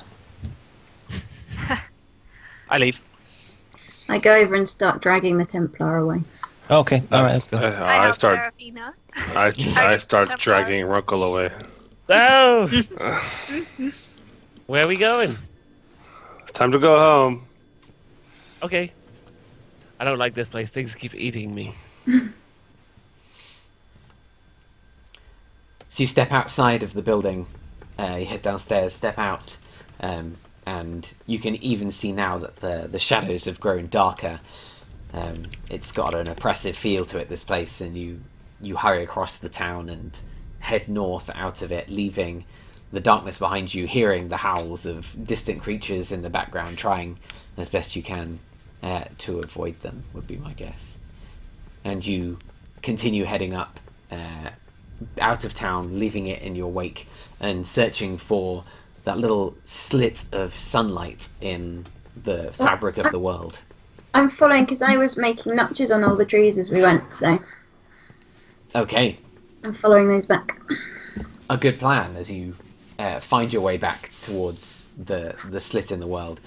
It turns out that it's not that difficult to find, as it has this kind of, it is like open curtains almost, with light shining through, and even from a sort of reasonable distance you can see glimmers of it if you know what to look for. And you find your way back there, and you find that it is still open, this little doorway. I step through. Yep. You pull your way through, and as you step into the it's still quite dark, but clearly totally different space. You step out into the open, and you see this young person waiting patiently and eagerly for your return, watching you pull your way through. As you step out, you see the doorway just begin to seal itself shut with these tendrils of fabric pull across the gap and begin to seal itself shut. Tiny little flecks of black sort of float into the air through the gap as one last gasp before it disappears entirely. You lose all of your cards, by the way. You are no longer affected by those as long as you are not in the Shadowfell. And this little one is looking at you, hands clasped. Did you get it? Nope. No, we didn't find it. Couldn't find it. Roll me a deception check with advantage, given that you are all selling this together. I'm not part of that. I am stone faced under my armor. Who's rolling it? Alan, do you want to roll it? I think you might. Probably not. Wait, I'm let's see. very You lied first. charismatic. Yeah, You did lie first. Whoever lied I first. don't know. Okay, I think can it should roll be Barry It's fine. Grand. Yeah. Yeah. Yeah, I think Barry Grand said it You first. started this lie. Boom. 13. 13. She looks to you, looks with this kind of slightly contorted face, and she says, "What do you mean? You didn't find it? Did you not go where I said?" Stone-faced. We were busy trying to survive in there. The place was like the worst thing we've seen. You have to be... So we fucked it and went back. One of our group was eaten. We had to retreat. Twice. Okay, roll me one more deception check. 15 or above, you've sold it. Technically, she did get 15? eaten, but she didn't She die. did get in. And not to Yeah. The phrasing is very important here. tonight. It doesn't have to be with... I was thinking... Yeah, okay. She looks to you, she's like... So you won't give it to me? You didn't find it? We don't fucking have it. You can search us all if you want. She takes a step back away from you, like suddenly suspicious, skeptical, and slightly afraid. And she says, "One day you'll regret this. This is not the last you've heard of the Blue Coven." And she sort of ringed hands, steps back, and shimmers out of existence into a different realm. Excellent. Another group of people that want to kill us. Hey. Get in line. Add him to the list. So, Barry Grant, Skip. this Captain Ibidwa, or whatever his name is, he said he'd sneak us off the island. Did he say Yep. how? Did he say how? How? Yeah, I mean, there's a water deep ship in the Magically harbor. fly us away? Presume a boat. Well, you don't have to be a smartass with me. I'm just asking you a question. I think you're being smart as with me, so let's just go. No, because I mean, the details of how we're going to escape are you've been fuzzy on that. Are we going to? I mean, if you intend on fighting our way out of the harbor, I don't want any part of that. Why would you have to fight our way out? Well, there's a water deep ship in the harbor waiting for us, or looking for Bori. Yeah, they're going to take care of it. Take care of it. I don't know, they're going to hold them up with taxes or something. Let's just go. All right, but if they start killing people from Waterdeep, I'm not on board with that.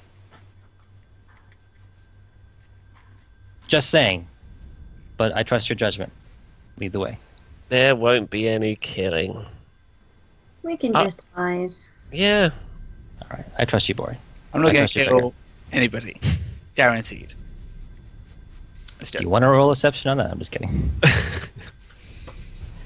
So you head out of the old quarter, head your way back to the bar on the docks, and it's relatively quiet now. Actually, late at night, they asking around, you get the sense that the captain is sort of waiting in that back room that Berogrand met with him once before, waiting for news.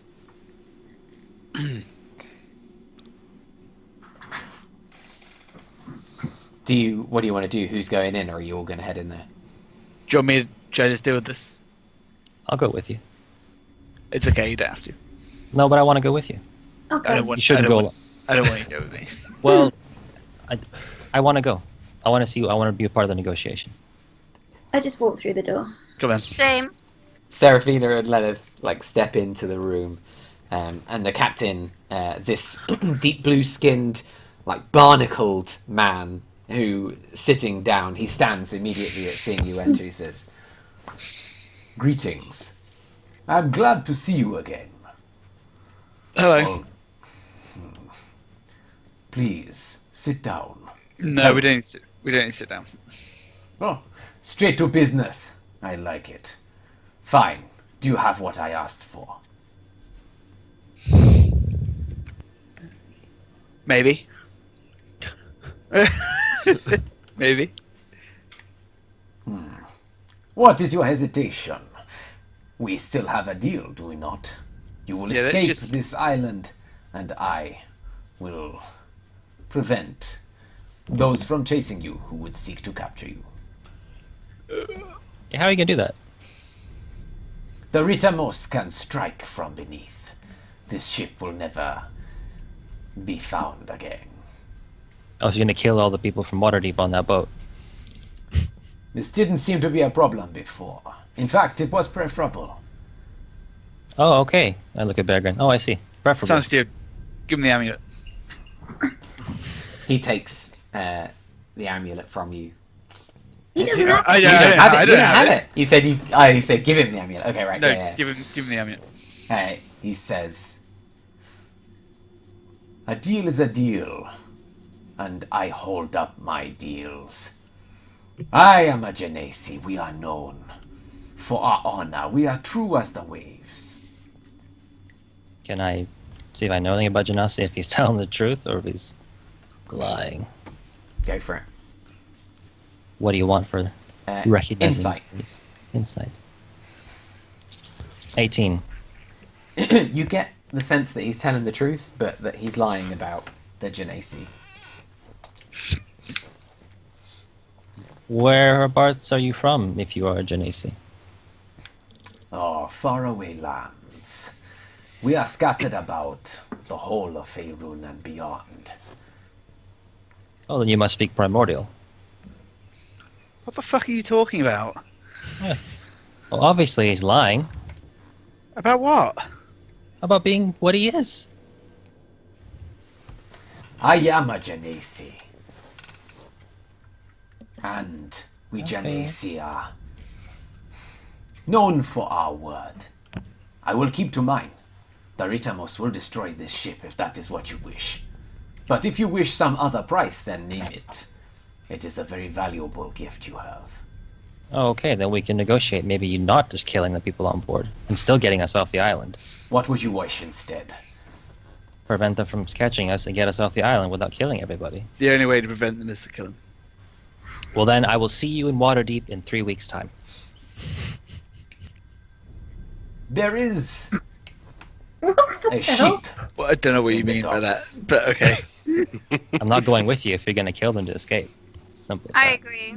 Okay, Bori, go turn yourself in. No. Wait. In what? fact, go turn yourself in. What's the point? We can get off the island without killing people. They'll just chase us. Not if I have them detained. I have See? an ally here in town, another member of the Captain's Council. I can persuade them to take them, keep them from being killed, and keep them from chasing you. How long will you keep them for? As long as is necessary. What matter is it to you?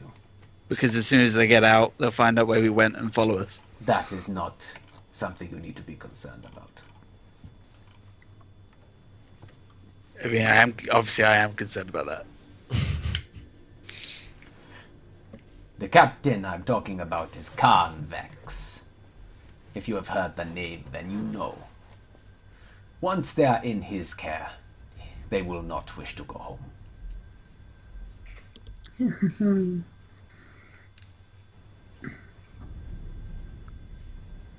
They will serve aboard the Carnix, as the rest of his crew does.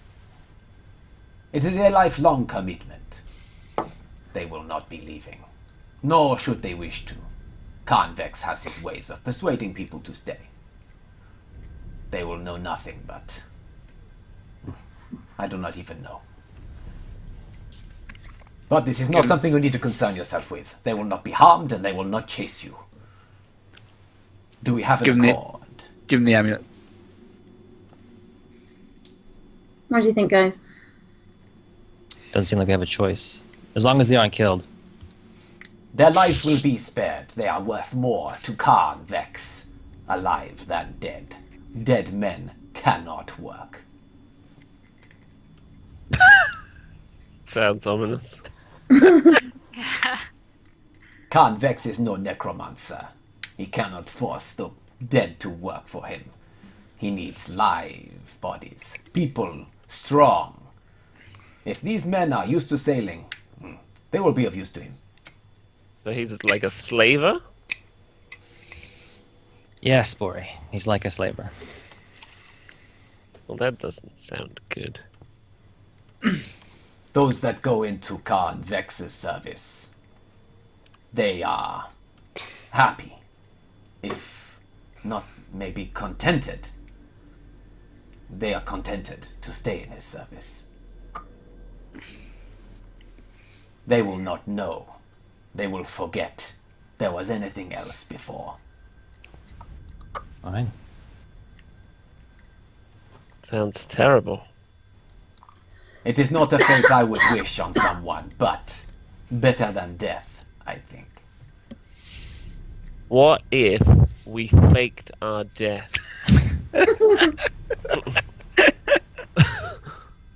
Think about it. You know, we let them know that we're trying to escape. We send a boat out, and then just blow it up. Like, oh no, they've all died. Yeah. The Ritamos could destroy a ship, if you have one that we could use. We send it out, sailed by, I don't know. Somebody could sail it, sneak off, destroy it. I don't know if that is a bad idea. You are a smart one for someone so small. I am smart, thanks. I actually think Bori is onto something here. Yes, I knew it. I'm useful. It would be the best way to avoid casualties or any other forced labor. If it actually works. Of course it will work. Bori, it's a wonderful idea, but there's a risk Thank you. that there's a risk that it doesn't work, and they just carry on chasing us. This is true. Captain, could one of your men leak this information to members of the Waterdeep crew? That what? That you have been destroyed? That you have been killed? No, Yeah, that we're trying to escape, and while they're being warned of our escape, you make a show of destroying the boat at the same time to help like sell the performance as it were. Yes. Yes, I could push a rumor around town. I'm sure that Waterdeep has a few eyes in town. That is why they have not left. We could leak the rumor that we're stowing away on a specific boat, and then we'll blow up that boat.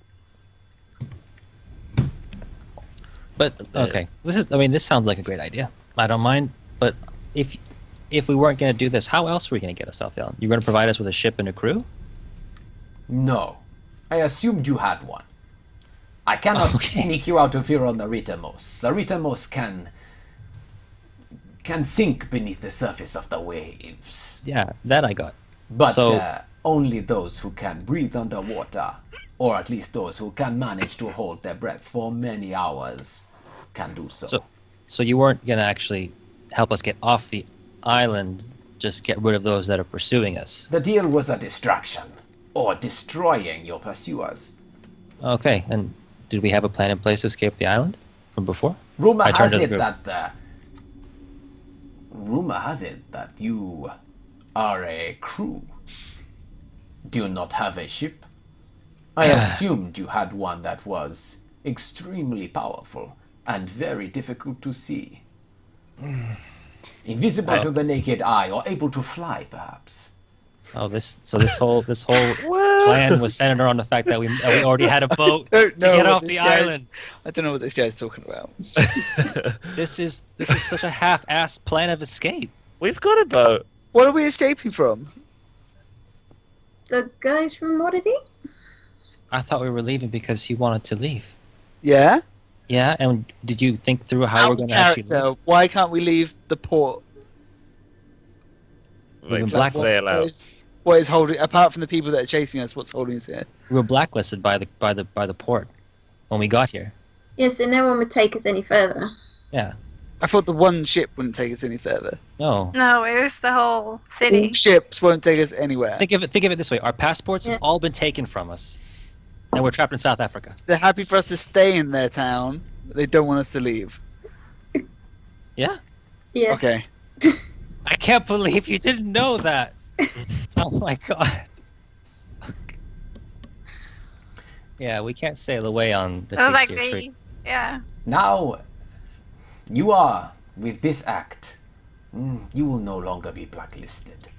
But people know that you are escaping Waterdeep, and people will not want to take you off of this island. They will find you if they do. The Waterdeep vessels and the eyes in town, I think people would be reluctant to allow you on the ship.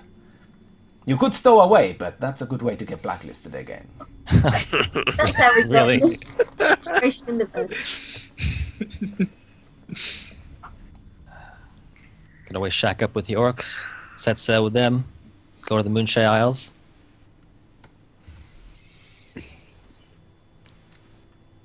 Yeah, why not? I mean, they covered for us once before. I'm sure they could use some extra hands. We get out of Freeport, and maybe from there we find something else along the way. Captain Abidwell, what do you know about the Moonshine Isles? They are beautiful and deadly. If you know you are going, though, there are wonderful places to go. If you are looking for a ship or looking to build one or improve one, there is only one place I know that you should go, and that is to the Northmen. The Northmen of the Northlands. It is the westernmost isle.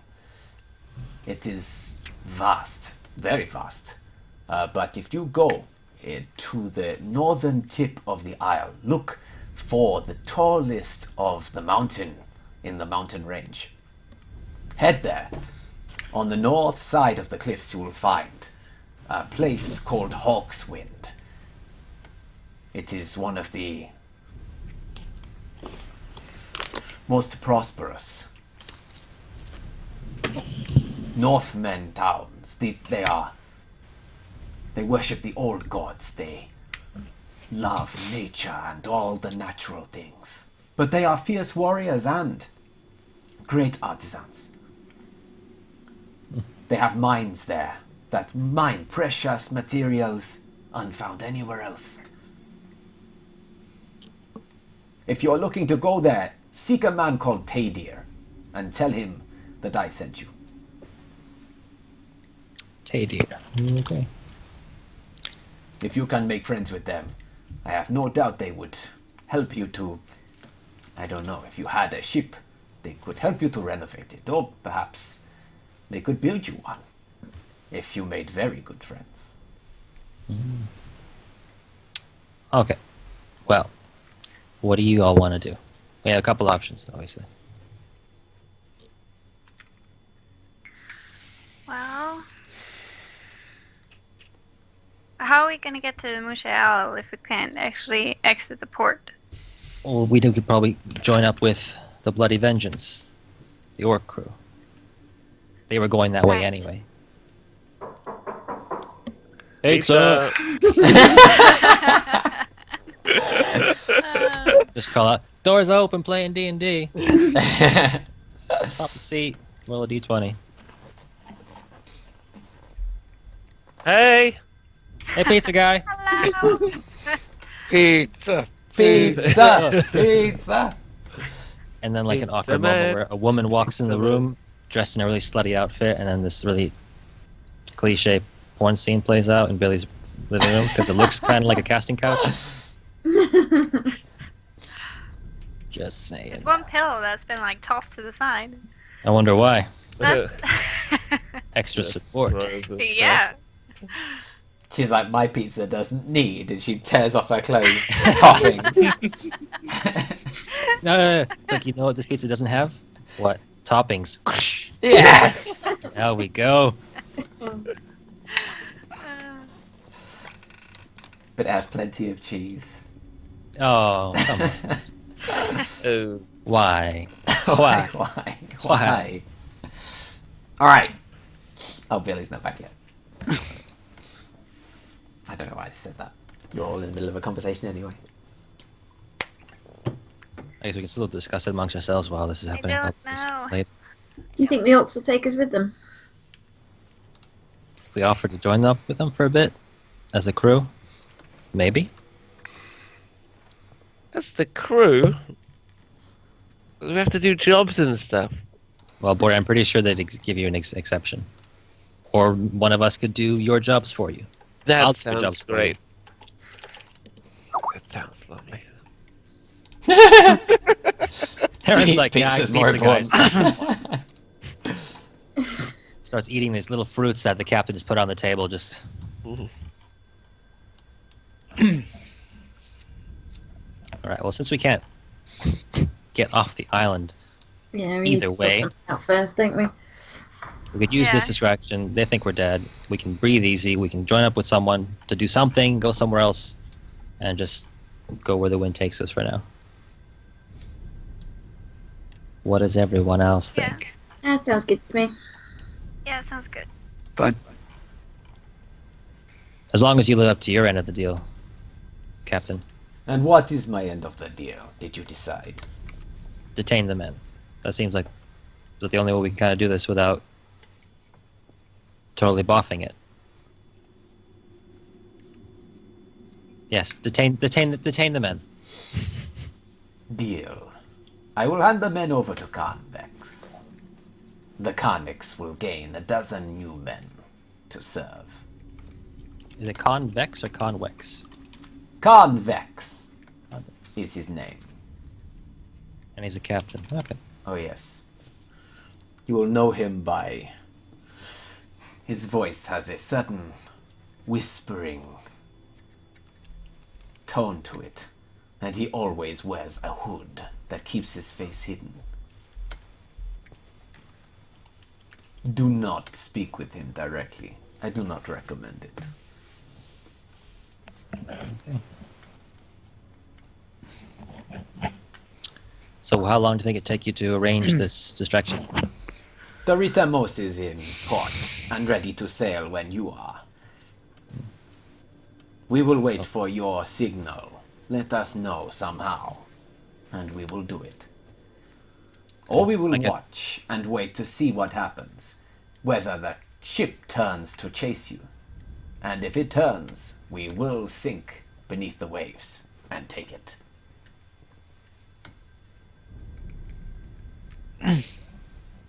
Give him the amulet. Yeah. Fine. Okay. He takes the amulet from you. And he says, "Thank you. Without meaning to, you have changed the fate of this town. Nothing will be the same again. I will leave you now, unless there is something more you need from me. So you're just waiting for a signal then? We will watch the vessel. Okay. As soon as it moves, we will move to strike. All right then. I expect you to be leaving on the Bloody Vengeance. But if you go somewhere else, then this ship will either follow you because it knows where you are, in which case we will strike, or it will not, in which case we will wait." Show of hands. Okay with that plan? I'm assuming Billy's holding up pizza. All right, we're good to go. So I guess we should. Do we shuffle out of his house or his captain's quarters or whatever? I will leave you here. I have business to attend to. And he stands and walks out. I stand by the doorway and keep an eye out. Could be a setup.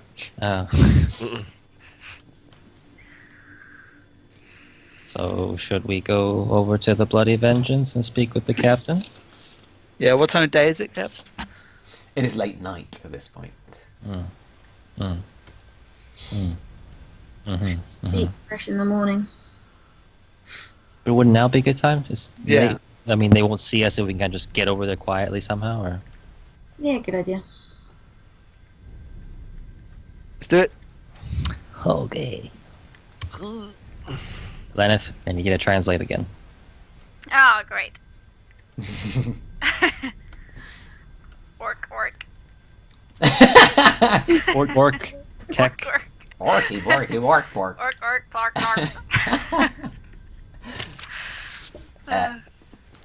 Okay, so you head over towards the Bloody Vengeance? Yeah. Is it captain of the Bloody Vengeance with something guts or something belly? My notes have been destroyed. Scarbelly. Scarbelly, that's the one, yeah. He Scarbelly. spoke common, though, didn't he? He did. With me, anyway, yeah. When I was with him in the captain's room. Alright. You head to the Bloody Vengeance, and outside, 2 orcs stand guard by the decking, and the ship, huge and angular and dark, orcish in design, stands. It's vast, it's a massive vessel, waiting. And as you head up, the guards give you a gentle nod, particularly. This kind of slightly respectful, if, at the same time, sort of snarling, as if orcs can do anything else. Watching you enter. And Gucci. you step up, and they don't say anything. They just So we're look to standing, you. standing in front of them? If you'd like to be, yeah. Lenneth just translated after me. Okay. Make an effort to do Orcish for inspiration. I don't even know what it sounds like. Make it up. I don't know I what. take off my helmet so they know if fucking it's me. I'm wearing different armor. We wish to speak with Captain Scarbelly about employment. Orc.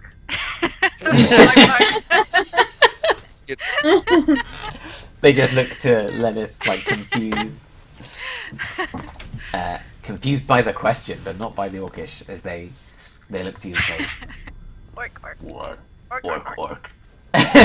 Oh my god. They look at it and say, What?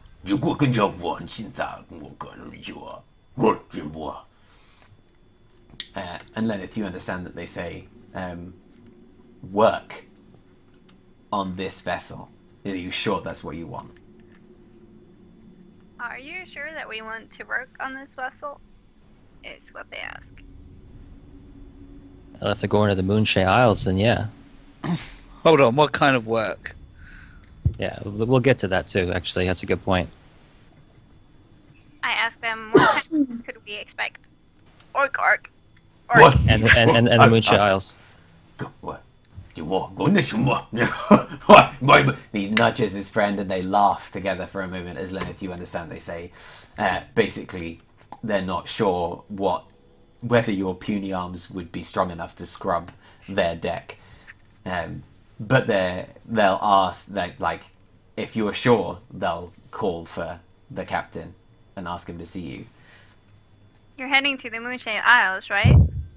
Or Gork. Boy. What? Yeah. What guide you? They say yes, effectively. They say we're raiding and we're just waiting for the wizard. They're worried that our puny arms won't hold up to the work that they got in for us. I But laugh. yes, they are heading to the Moonshine Isles. I laugh. Did you say the waiting about the wizard bit? Did you translate that? Well, I guess, yes. When you and say they- that, I just say, I think you mistranslated. I don't think so. Wizard, My huh? orc is pretty good. It's true. I've seen her negotiate out of many situations using Orcish, and I trust her languaging skills. She's quite the linguist. Apparently, there's a wizard on the way. Okay. Well, tell him to get Captain Scarbelly, and we can hammer out the details. We wish to hammer out the details with Captain Scarbelly. Orc. He heads inside, and it takes just a minute or so, and this plump, kind of long-toothed orc with one broken lower tooth steps out and just kind of lumbers down towards you. He's not wearing much armor, but he's always got his belly out. It's this huge rotund thing with gashing scars across it. And he steps down onto the deck and then down onto the dock itself and steps up to you and he says, What? You walk away. How goes the hunting? What? How did things go? He's speaking common, right? Ah, Is he speaking common, Cabs? he's speaking common, yeah. Okay. I thought you said I'm not it like to him. insulting him and saying, "Are you speaking common?" No. You're speaking common right now? Because, dude, you're... You're not speaking Crazy. English? No. The hunt. Well, we found him. Thanks to your help, we managed to track him down. good. Wait, the wizard Kenzel. You found him? Not Kensel. Lucius. Oh, of course. Well, I'm glad you found him. Listen, He's a Scarbelly. strange man. I'm glad he is all right, I suppose. You haven't seen the wizard Kenzel, though. Depends, what does he look like? Wizarding sort. You'd know him by his hat. He has a very proud hat. But we're waiting for him. If you could find him for me, I would be very grateful, as we spoke about the last time that I saw you. Yeah. He owes Now- me money. Is the only reason you're waiting for Kensel because he owes you money, or is it because he's something important to your crew? Money, mostly. But he gives us a lot of, I don't know the word. He gives us money to go find treasures. Okay. So So he he's good to contracts us. you. Yeah. Oh, go How on, much- yeah, what? Yeah. How much would it cost you to take us to the Moonshine Isles? You find Kenzo, I do it for free. But otherwise, you come. Why do you want to go there? You found treasure? Nope, not yet, but that's always the plan. We'll take you if you find us treasure and give us half. Fair deal. Information, your half. Muscle, my half. Boat, my half, maybe. Muscle, your half. Yeah. You give us information, we take you there, you find it, you give us half. Yeah. That I can do. But Captain, you didn't tell us the price of going. Half of whatever you find on your Okay. adventure there will wait for you to come back. Okay. There's always something. The Moonshade Isles is filled with danger and treasure. Usually we wait for somebody to sneak out information from the temple. Give us a bit of knowing where the treasures might be. And then when they tell us, we go, we get it, we come back. We give them some money for the information, and then we sell the treasure. Sometimes Wizard Kenzel and other people like him, they like to give us the information so that they can get the item for themselves, in which case we can charge a pretty penny. Commission. That makes sense. But if you want us to take you somewhere, fine, we'll take you. But you give us half of whatever you find when you're there. What do you think, Cabs, Varga? what do we know about the Moonshade Isles? You know that The Isle of Oman? Yeah, so you know of that there are kind of 5 Moonshade Isles. Right. They are... Let me grab up. In fact, I might just show you a map to make life easier for you. Yeah, I'm going to show you a map. I'm going to...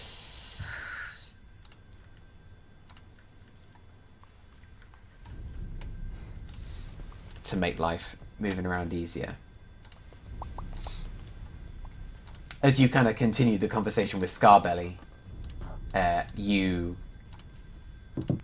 he ends up kind of showing you his map, which you don't get to keep, but fuck, that didn't go in there. Let me grab it.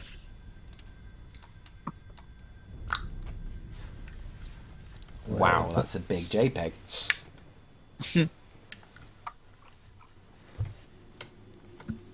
He shows you a map of the Moonshade Isles and the Sword Coast at large, particularly the watery bits. Okay. And you know, basically, that the Moonshade Isles consist of 5 islands: Alaron, Oman, Norland, Moray, and Gwyneth. Oman has been kind of taken over by 4 Morian giants. It's known to be one of the places where you find the most treasure. It's got a very close connection to the Feywild, but is kind of overrun by 4 Morian giants and other dark Fey creatures. You heard that Norland, the sort of Isles of Norland, are where the Northmen roam, and they are a kind of noble Viking-like people. And again, like islands filled with treasure, and at the north end, that's where Ibadwa told you about the Northmen of renown. And then there's Alaron and Gwyneth and Moray that you haven't heard so much about. You know that Gwyneth is sort of connected with Arm in some way. Moray is host to lichens, like werewolves. And Alaron, you don't know much about. It's probably the most... It's, I think, the most kind of modern populated place. More medieval than Norway, but yeah. You don't know a huge amount about it. They're all quite wild places, all 5 of them. Right. But exciting nonetheless. Yeah, from what you've heard, effectively their connection to the Feywild and their unpopulated and wild nature means that these places they have like treasures and strange crazy stuff going on in them all the time. The one big one you've heard of is that there is a portal to the Feywild that's opened in Oman that doesn't seem to close, that's spilling Fey creatures into Oman. It's the one that you've heard of. I'm guessing these are all probably within close proximity with one another. They are. Norland. Oh. New Orleans. Look at New Orleans Island. I guess the question for you guys might be, what's your what is it you want to achieve as a group? You have this you have a desire to escape Waterdeep and like a really basic ship that might be upgraded, or you might seek to head to back to mainland and go off towards Silvery Moon or the Mithril Hall, places that are famous that you've heard of that are well away from the reach of Waterdeep, or even back towards Cormyr to find out about what happened to Lenna's sister and do more there, or up towards the famed Icewind Dale or Neverwinter, and probably not Neverwinter unless you want a fight with Lenneth's family, which I suppose is possible. I vote against going to Cormyr. Why, did you have fun last time? The Illithids can rot for all I care. The other thing that you've heard is that there is a famed land, like it's famous throughout the Sword Coast as legend, that's to the west, that's difficult for ships to get to. The seas are like wild and turbulent storms make it difficult for any vessel to pass through. Famed isles, like lands to the west, well outside of the reach of Cormyr. Well, like west? West. Out West of here? West of here. Oh, Shit. right. Okay, there. Jeez. That's Fantasyland. A land that is completely, like, who knows what's out in there. To ever meet. But Maybe we would be at a good point to continue on if we do go to the Isles of something on M. The Moche Isle. yeah. Well, I imagine that these northern men have a problem with this portal being open on Oman. That's just my guess. Yeah, Maybe they'd be able to build us a mighty ship to escape maybe they could. if we close the portal. Bori. Or upgrade Boris' ship. Or that. Bori. Bore. Yeah. Bore. Oh. Sorry, I found some snacks in a barrel.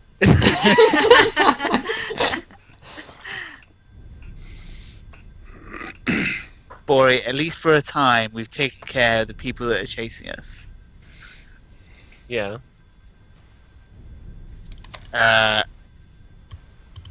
Your future is now in your hands. What do you want to do? Wow.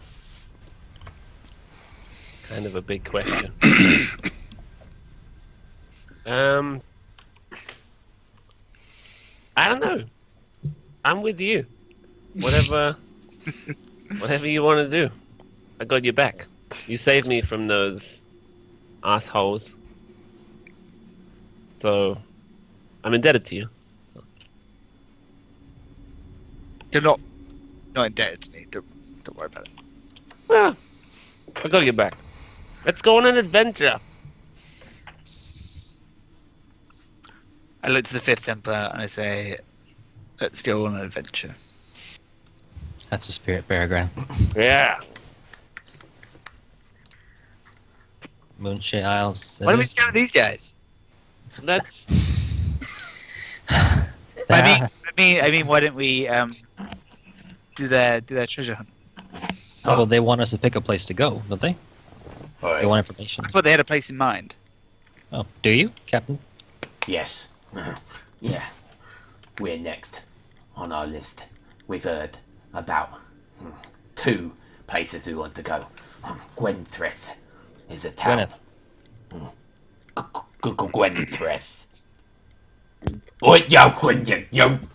And you see one of the orcs is like straightens up in the corner. He's like, Gwenthreth. Yeah. Yep. He's like, No, okay, yeah. Gwenthreth, yeah. Okay. Yeah. Gwenthreth is, turns out, right, there's some stuff there that might be interesting. People say there's a mighty wizard in town. Says he has some treasures. We was thinking of paying him a visit in the night, taking 1 or 2 things. Is he an evil wizard? Yeah, people scared of him and stuff. They say that he's called himself the Summoner, sits in his tower. Nobody likes him, I'm sure. We're going to take his stuff. Well then. But also, there's also the Isle of... No, what do you want? No, yeah, it's not. Nearton is the other place. Newton? Nearton. Okay. It's on Alaran. It's, On Alderon?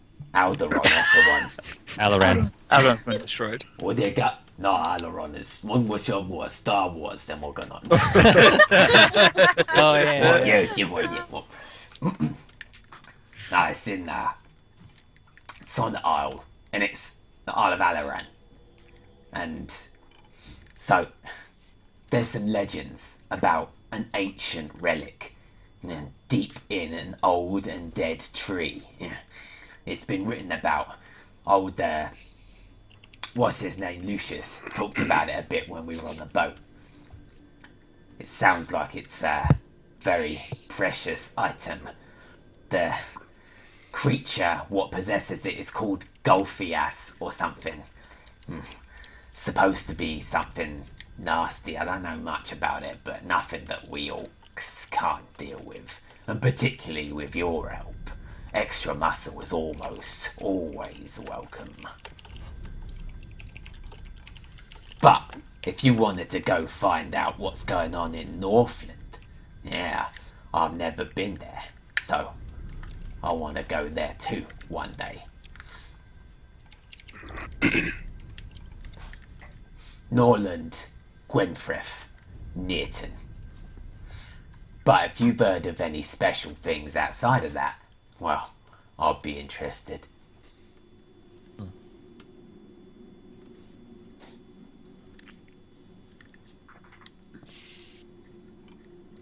What do we reckon? My vote's Gwynrith. Me too. Theron, what do you think? Which one was Gwyneth again? Wizard. It was wizard or tree.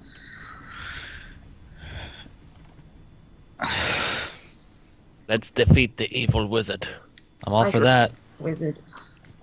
Yeah, sounds good. Reckless use of magic. Why don't we do both? What kind of evil things has he been Why don't we doing? have both? Yay! Wizard entry? You want to go on an adventuring tour? Yeah. Wizard Yeah. entry. Let's see how things go. I got some way. Yeah, fuck that one shit. He gets up and starts ordering people around as they start to get ready, and he's like, Whoa. Tell me when you're ready to go. Ready. Now, Ready. Ready, Let's get the ready. fuck off this island. can I Arr. get my stuff from them? No, let's go. What's what's stuff? What stuff have you got? It's all in the bag, I forgot. Ah. We're good to go. It's in the bag. Oh yeah. We're always ready. We make way immediately. and he goes, steps out, and you hear him barking orders in Orcish as they begin to prepare the ship for movement. And it takes sort of 40 minutes to get things going, but after a while, the ship starts to rock out into the ocean, and you set sail in this giant Orcish ship towards, well, out into the sea. It's an hour or so before you hear the screams of people and the crunching of wood, and as you only those of you with dark vision can see anything at all, but those of you who can only barely make out the surging of water beneath a vessel that was pursuing you silently and stealthily as this huge crest of a ship crests the waves and crunches down onto the deck of this ship. Those of you who can see it with enormous detail in the night will be able to see this huge ship that looks like a monster from the sea reach up and bite down on the frost skimmer. As it crunches down and holds the ship, you can see people swinging on ropes and diving over the edge of the ship and landing on the surface of the water and running on the water surface to sprint up to this frost skimmer ship, mounting and boarding and attacking those on board. Their cries echo into the distance as you continue to sail on. into the night. Does Ferren see this? Theron, yes, he's got dark vision. It's only near Fifth Templar, always called him near us. They can't. I can't see it, but I can hear it, Oh yeah. and it's kind of obvious. You hear like this crash of waves, and then the crunch of wood, and then the screams of men and women as they enter battle with an unseen foe. Had a feeling that fucker would do it. I just tap Ferren on the back and like, little bit of breathing space. We're free for a minute. Okay. Bill. What?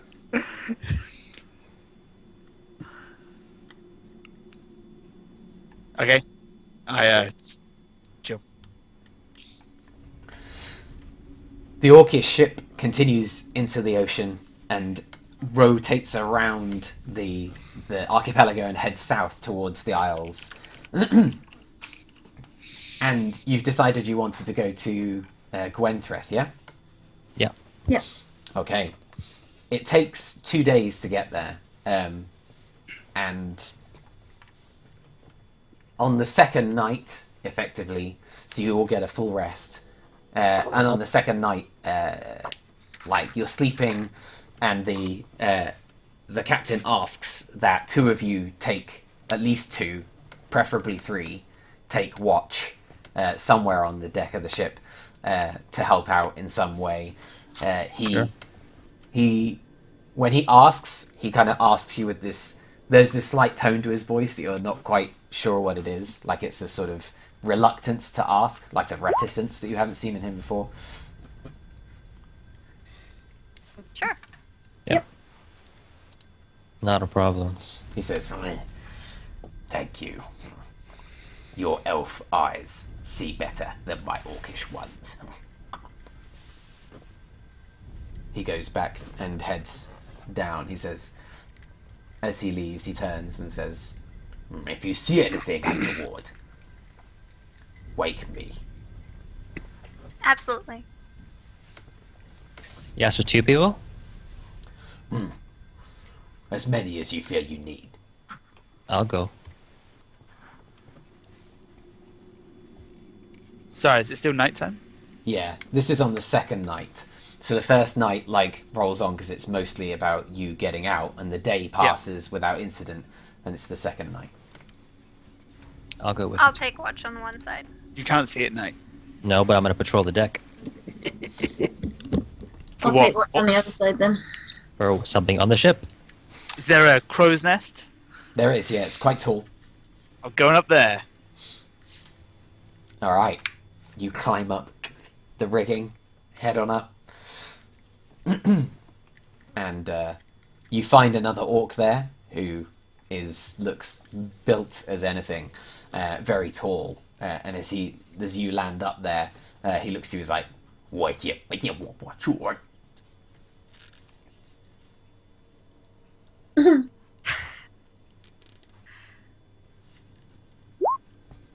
Oops. And as Beregrand says nothing in response. Sorry. Sorry. What? As you reach the top of the rigging, you enter into the crow's nest. There's an orc already up there, watching out, and he looks to you. He's like, "What? Just look as tough as I can, and I say, I got this. And point for him to leave. He looks to you. He's like, looks you up and down. "Guanya," and he starts to climb down. Cool.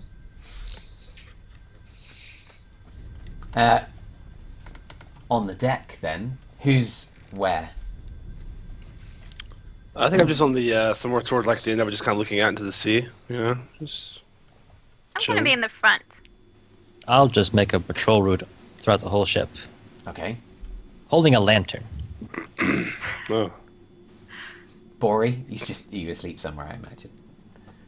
No, Bori is with Runkle trying to teach Runkle some stuff. Okay. Yeah.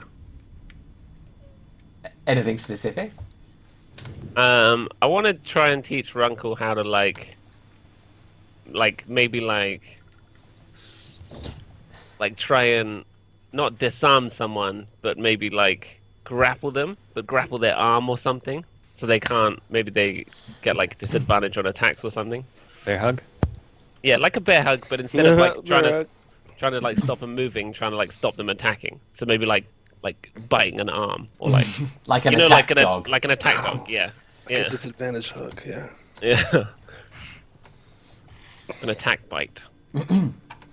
Okay. Is that possible? It might be. It might take some time. Roll me a tinkering check. Tinkering? Okay.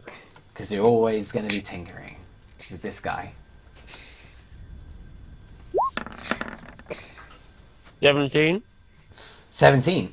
Alright, so you, training him, you manage to get him to learn to be able to grab hold of an arm and clamp down on it. So he, as he can currently, he can grapple a target if that's what he wants to try to do. You think it might take a bit of time if you wanted to perfect, trying to hold a particular arm down. But, you're definitely getting there. That's right, I'll spend the time.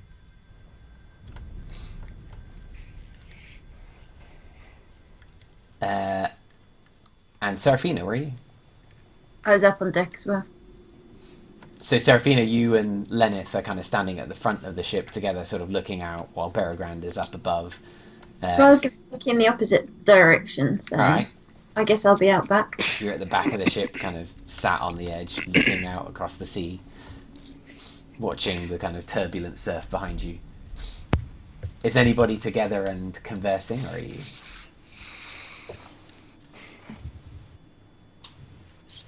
Nope. I'm with Runkle. All right. Someone roll me a d20. Got it.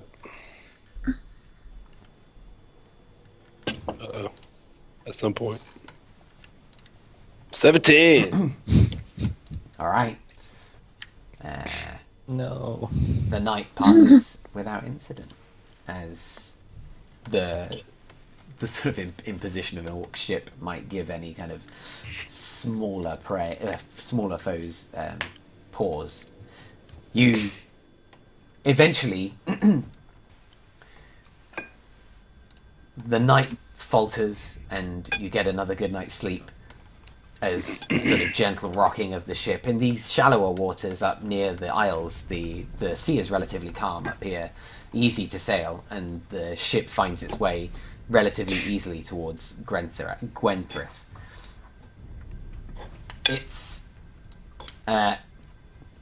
It's a lovely city as you approach it from the water's edge. It's built onto inland, but you can see it from the edge of the water. Let me get it up here.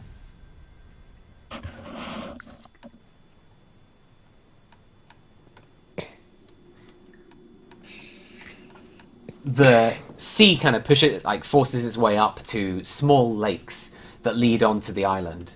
The island itself is just huge and green and broad, and as you approach it from the water, it doesn't stand out from any of the other islands that you've been to, really, except for its enormity. It could be the mainland, for all you know, as you approach it. And it's green, it's got orange and red leaves on the trees, as well as these sort of lush green, massive trees on the shorefront. And the ship kind of stops out to the sea, and they lower down some of these smaller row boats to get inland. And I'm guessing you jump in happily, right? Yeah. Yep. Sure. Yeah? So it takes you another couple of hours as you row in on these boats. There's an orcish group that are rowing behind you, and they've allowed you as a group to have your own boat. And they basically row in towards the kind of the shoreline, effectively, where the water meets this very narrow river that runs up towards the center of the mainland. The boats can sail some way up there, but it takes a while, and it's a bit of the water, the current's in the opposite direction. It takes strength and energy as you move up there. And ultimately, during the day... Oh, I should get better music than this. Let's get some nice music.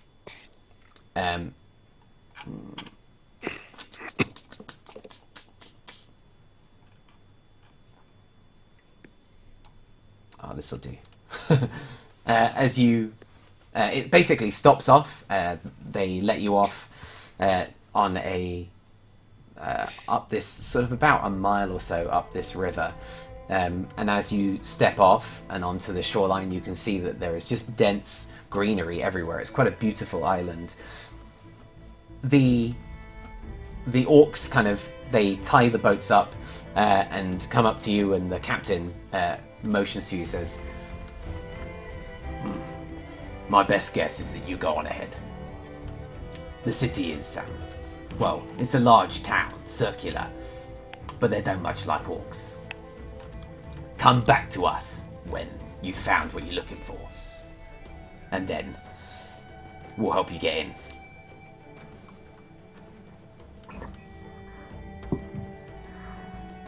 Okay. Do you know the wizard's name?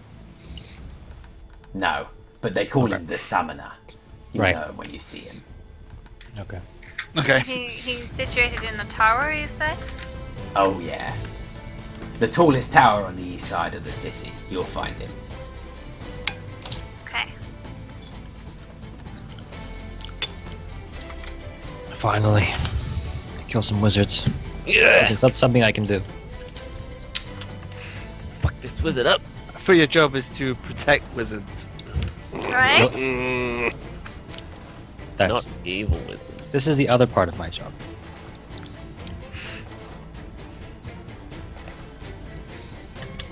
He says, just follow the path. You'll find a tall wooden wall, and the guards will be at the gate. Just, I don't know, come up with a good reason to be here. Sound good? Yes. Yep. Yeah. Okay. Good luck. We'll be here. So, you head up to the entrance of town, and it is this... it's a relatively tall wooden wall that's got greenery growing throughout it. So it is like itself like a wall of green that surrounds the city. Makes it difficult to see in, actually, as you approach. There are, however, guards on this very small gate on this side of the city. There are two of them, and they are... they're actually well armoured and with this beautiful kind of ornate plate mail. And as you approach, you can see that they have kind of a white tower emblazoned on their plate mail. And one of them kind of says, "Hold, sir, hold. Sirs, welcome. Welcome to Grinthith. And what business you have in the town?"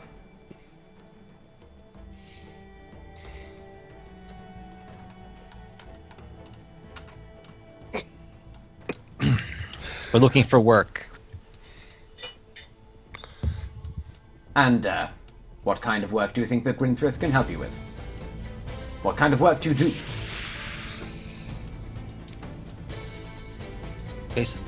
Whatever needs doing.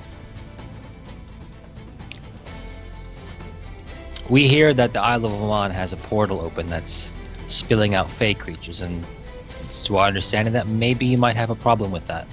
Maybe something you could use a hand with here on the Isle of Gwyntrith. Well, interesting. Yes, I suppose you can be allowed to enter.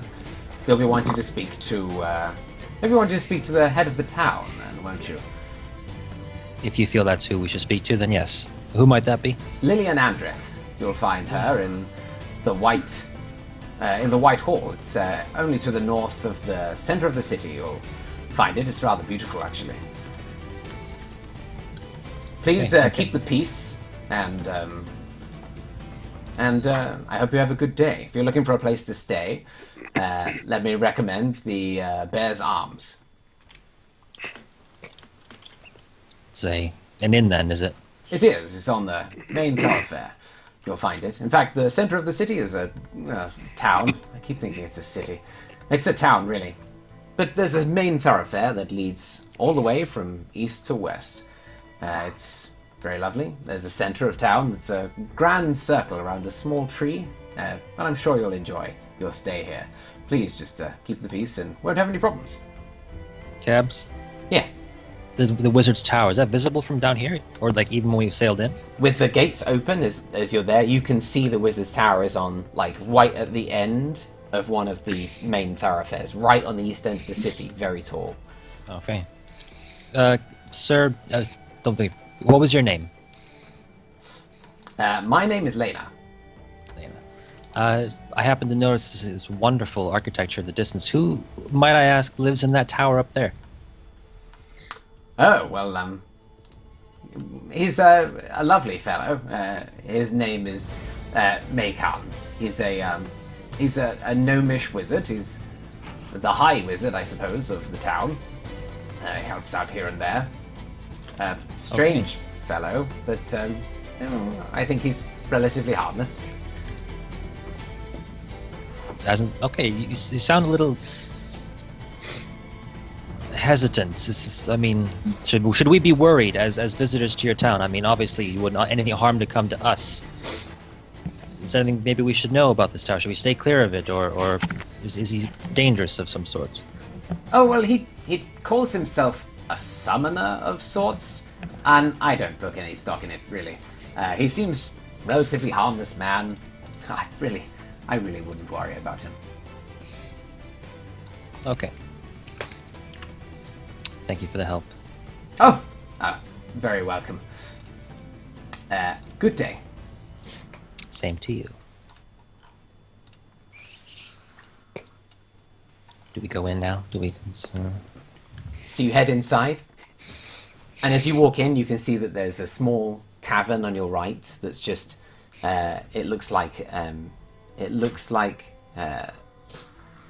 kind of a place of lady favors as you stroll past on your right hand side. Ooh. And you walk through a kind of winding, relatively wide path that dives in and out of beautiful trees. These very tall, bulbous trees with like orange or red or green, bushy leaves. And as you step in, you can see that people are exceedingly nice to each other here, as they talk to each other in jolly tones, and it seems like a lovely place. Everybody greets you. In fact, they greet you with a very particular phrase. They say "Peace be with you" every time that they clasp your hand. And as you stroll into the center of the town, you can see that there is indeed this wide circle and a thoroughfare that heads off to the east. It's mostly straight, a little bit winding, but you can see all the way down it. And you can see that there are houses all around, buildings. There's a large sort of central hall behind you. And ahead, you can see the Wizard's Tower, high in the east, as beyond through all this winding road. There is a tavern nearby. In fact, there are two. One of them, the Bear's Arms, and the other that just says "the best ale in town" on the sign outside.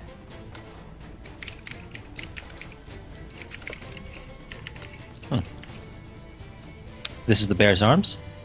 The Bear's Arms is right next to you. Okay. You can see that people are sort of walking up and down the thoroughfare, all kind of just milling about their daily lives. It's a relatively busy town by the looks of things. It's big too. Yeah, lots. There's sort of residential buildings off to the south and to the north, away from the sort of main thoroughfare. But this looks like the kind of shopping quarter, if nothing else. Oh. Should we step in? Sure. After you.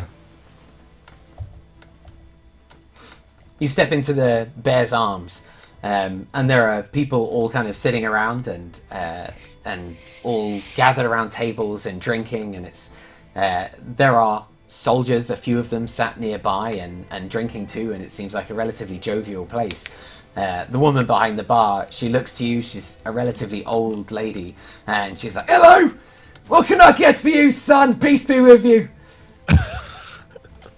Peace be with you. 4 ales. Ales, can do that for you, son. Here, listen. First one's on the house. New strangers always welcome here in Gwynfrith. Thank you. Not a problem. Not a problem. Let me shake your hand, sir. I hold out my left hand. I'm right-handed. I hold out my left hand and shake the lady's hand. She switches, holds, shakes your hand. She says, "Oh, it's great to meet somebody like yourself, sir. You look like you were a capable man." Thank you. This man or woman, Cabs? Woman. Elderly. Bristly Okay. beard, nonetheless. What makes you say that? Is there any trouble in town that seems to be bothering you, that needs doing? Oh, no, sir. This is a wonderful place. You have to understand that this is Gwynfrith. We never had any trouble here. It's a joyous place. Please sit down, take a load off. If you'd like a room for the night, I can do that for you. How much for a night for the 6 of us plus 1 bear? Oh, a bear!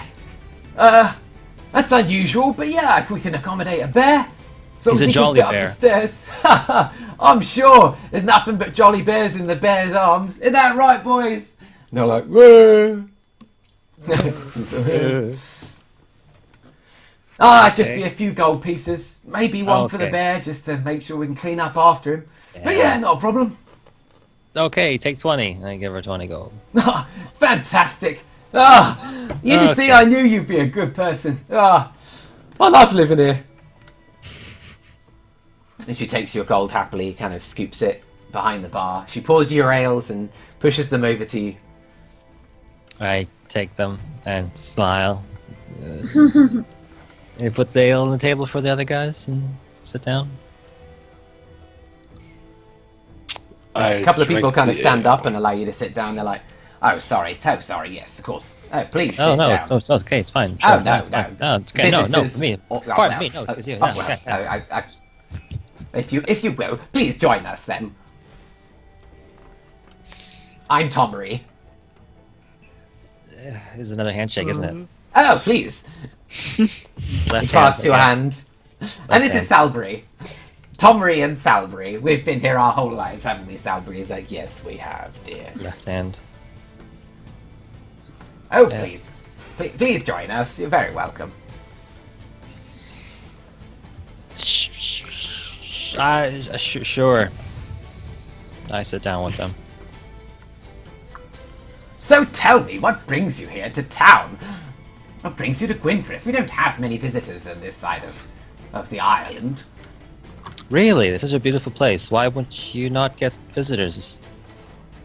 Oh, well, it's not really a tourist attraction, I suppose. Many people come, really. Oh, it's a shame. It's a lovely place, and especially that tower across town. Who lives there? Oh, yes. That's the gnomish wizard. He's Gnomish, okay. Oh, yes. Yeah, he's a nice enough fellow. Always says hello. But he calls himself the Summoner, and that's a bit strange. Don't like bother in town, really. And he's just, he's a little bit kooky in his own little way. Okay, that's kooky. Yes. What makes him kooky? Oh, he sometimes dabbles in some unusual magical experiments, but I'm sure that there's nothing to it, really. He's a lovely man. And actually, he's helped me out once or twice in a bother. I had some backache, and he made me a potion, and now I don't have backache anymore. Isn't that right? It's like, yeah, that's absolutely right, yep. I had toe pain once. I don't have that anymore. So, yeah, he's very good. That's lovely. That's lovely. We were told he was an evil wizard. That doesn't sound very evil. Oh, no, he's not an evil wizard. He's a lovely man. What? Been duped. Yeah. Well, how long has he been here for? You've been your entire life, so you must know. You must be the the people we go to for information. Am I right? Oh, such a charmer.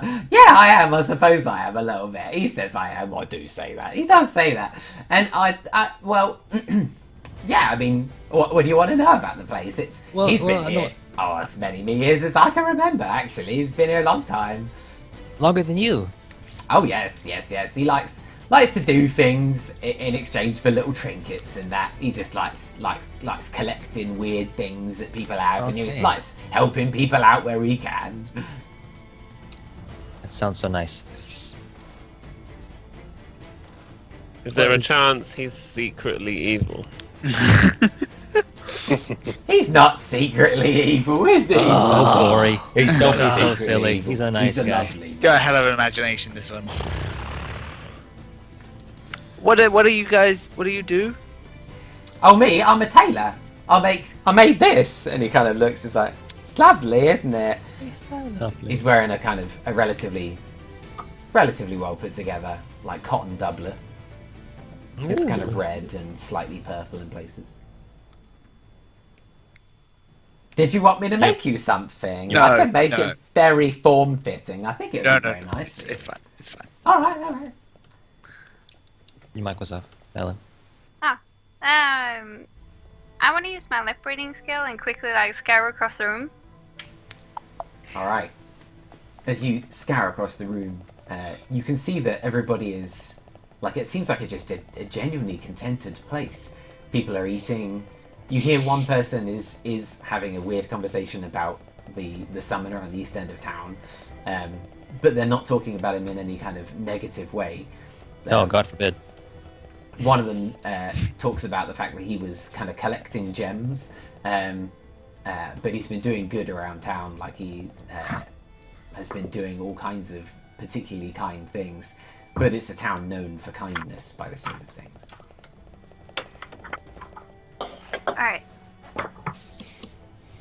I'll lean back and I sip the beer.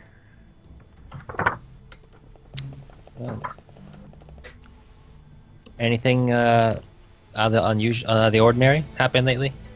That that has been plaguing the residents of this very jolly town? Oh no, we've been perfectly happy. Very happy. What is that?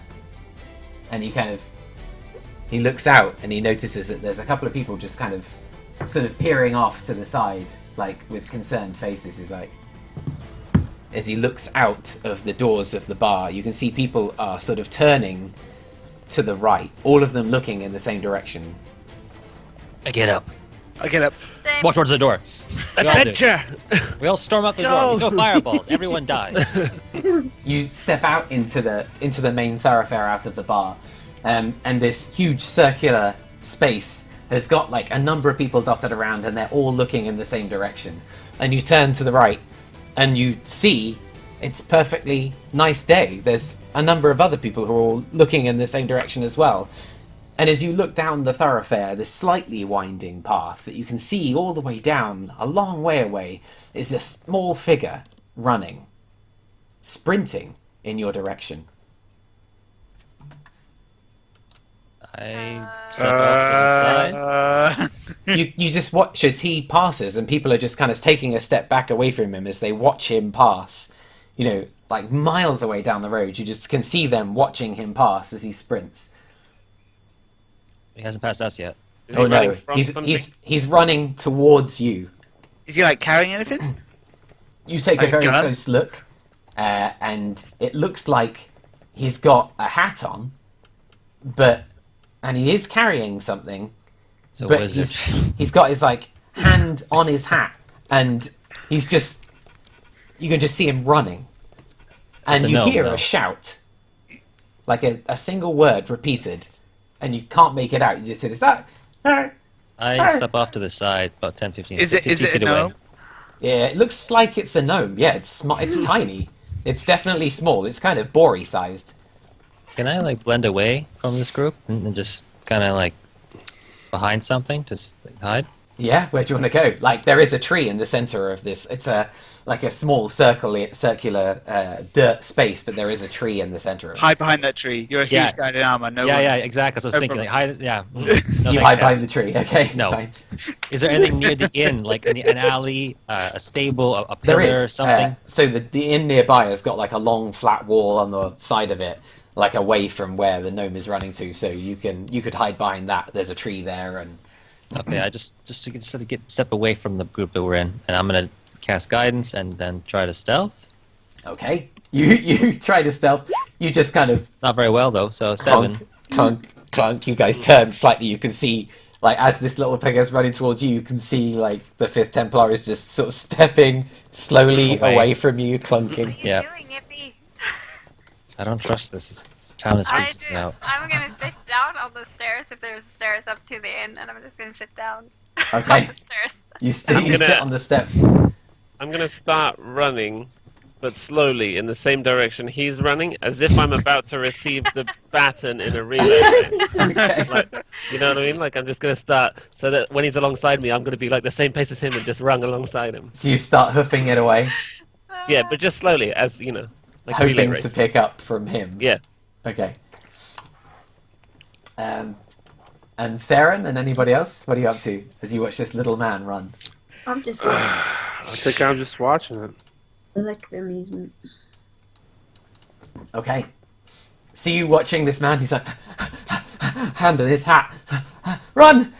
Run! Run! As he sprints up Pull towards my you. crossbow out. Get ready. People are just watching him pass, and he sprints up towards you. He's just like, run, run, run! And he sprints up and he catches up to Bori, and he's like running behind you, just like, yes, run! What are we running from?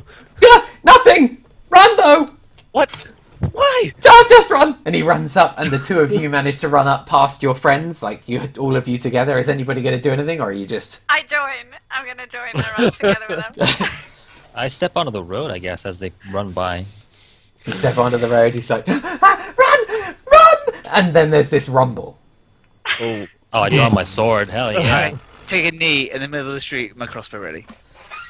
There's a low, deep rumble. He's like, and he stops for a moment. He looks behind. He's like, not far enough. And he runs, and he just keeps pelting. And then you hear this explosion. Oh, This okay. boom, this sudden explosive noise that rocks the entire town, and people start screaming and running, and as you turn back to look at the wizard's tower, it explodes in the air, just boom, shatters into shrapnel in the sky around.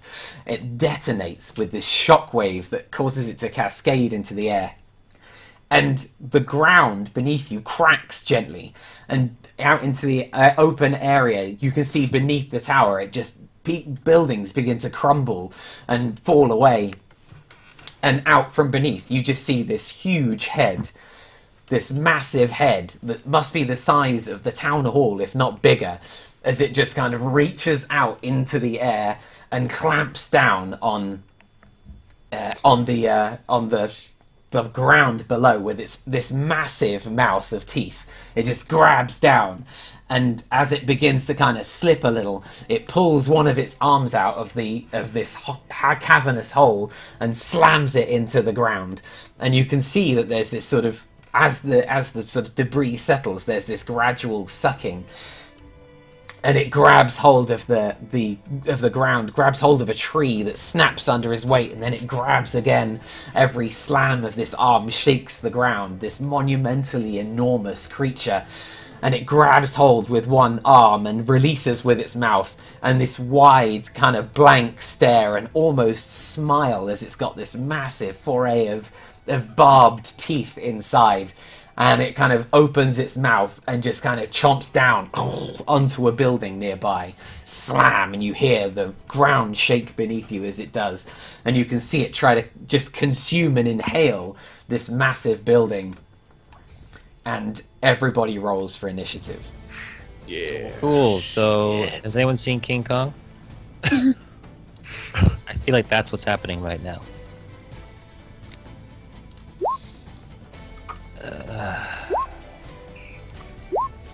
Whoa. Of course.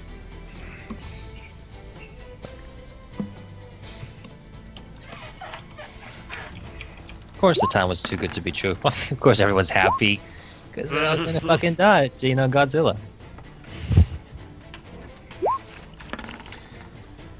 All right.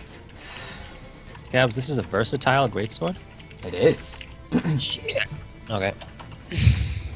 Yeah, kind of unique in that it can be classed as a great sword with 2 hands, or as a normal sword with 1 hand, but still has the strength requirements of a great sword. So it I can't be like wielded this. by tiny creatures.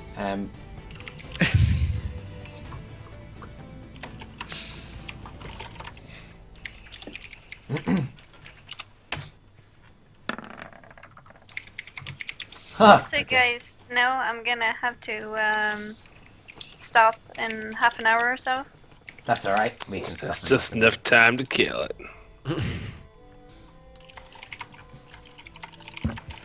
All right, let me get some rolls. Theron, 19. Lenneth, 18. Bearagrand, 25. Mr. Runkle, 19. the 5th Templar, 8. Bori, 12. Seraphina, 10.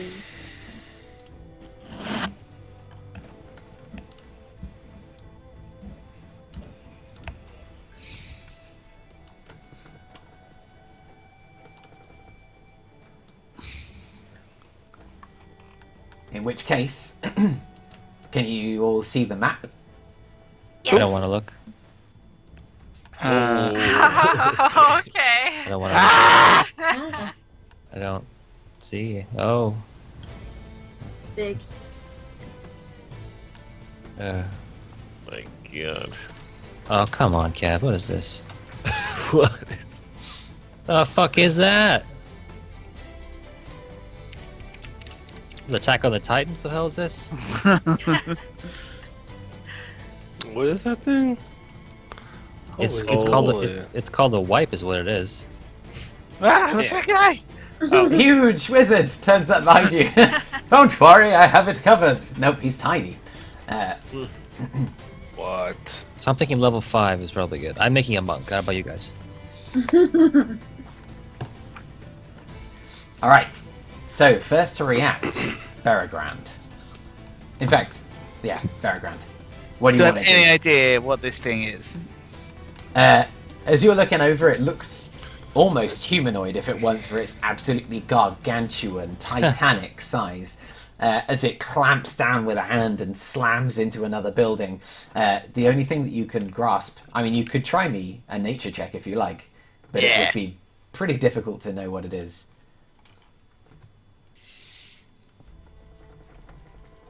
Eight. It's big. That's a big monster. It's big, hundreds of feet across. The thing is enormous. Actually, maybe like 50 feet across, something like that. It looks like if you're looking at it, it looks almost like a titan, just slamming its hand down and pulling itself forward. It's kind of adorned with bones, massive bones, kind of implying that it comes from a place with creatures of that size. But it looks like it's climbing out of like a gateway beneath it, and is being kind of, you can see just from its look that it's grabbing onto stuff and at the same time as eating everything it can get its mouth on, it's trying to prevent itself being sucked in and grabbing on. It's only managed to get one of its arms out, like it's tightly in there and it's trying to hold on. Uh-huh. A clue. Okay.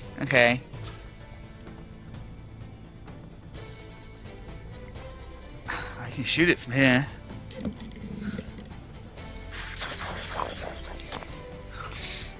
Can I see its hand? Can I see its hand from here? You can, yes. There's a sort of, like it's smashed most of the buildings around it, and while there's the other bar, which is close by, looking like it's next on the menu, it's not yet. But you can see around it just about. Okay, fuck it. I cast Hunter's Mark. Okay. You mark this frankly enormous monster.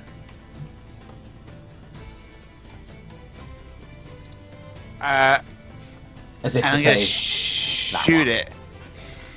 Okay. I'm gonna try and aim for its hand. All right. Is it to try and cause its hands pain so it lets go? Like 5 different health bars pop up. Yeah, Right right. hand, left hand, eye, shoulder. Okay. Okay. Now, attack with advantage. Because I go first. Oh, shit. Okay, boom. 20. How can you shoot from there? 20. You draw your bow. You thumb it back. Take a shot. It strikes into the creature's hand, and just like it's tiny in his hand. And as you look, it kind of falls away, like it didn't puncture the skin. Oh, I'm having music problems. Let's not do that one. Okay, just say the others. That didn't do anything.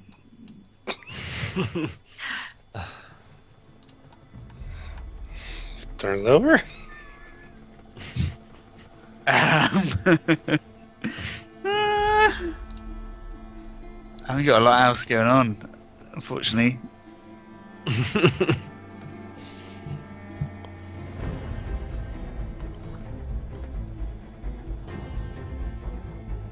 Ooh, wait, what's this?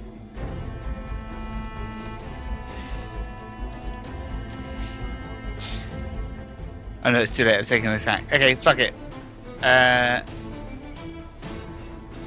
Think I could use my movement to jump on the back of Mr. Runkle? Oh yeah. Yes! You hop up onto the back, and now you're a bear riding a bear. Yeah. Okay, I'm done. And Mr. Uncle is next. And Theron, in fact, simultaneously. Uh-oh. You can go first if you want. Theron, move. Okay. I will sing the opportunity for a good fight. I'm gonna just like a mile away. Okay, so if I dash, I have 130 movement. Yeah, you can do that as a bonus action since you can spend 1 key. It doesn't matter. I'm gonna make it to this house, maybe. I'll ride the cabs. You There, sprint. turns over. Oh my god, you can go far in a turn. Mr. Uncle.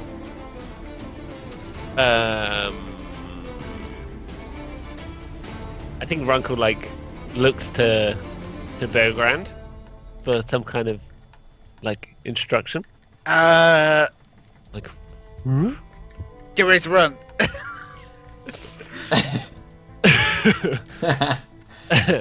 and Runkle runs. Where's Bori? Bori, You on the bear? No, Bori's here. Okay, well, don't. Yeah, okay, well, don't run without Bori. Come on. Okay, so Runkle's gonna just come up next to Bori.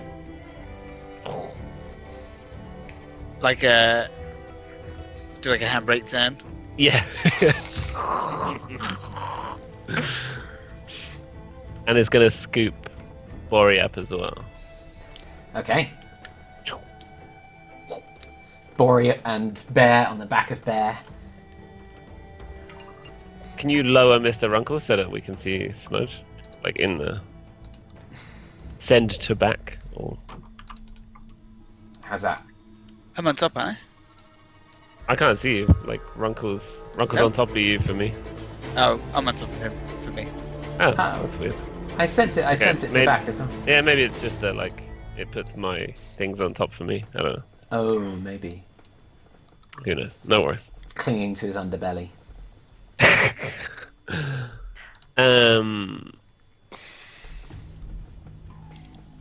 Yeah, I guess that's it.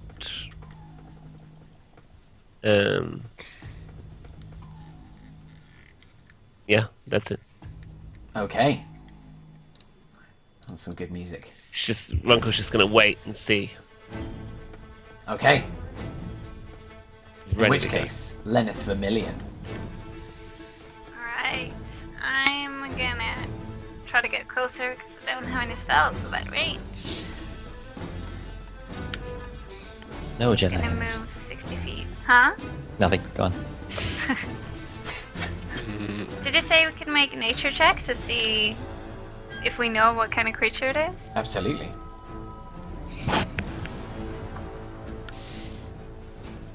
And I'm gonna try that.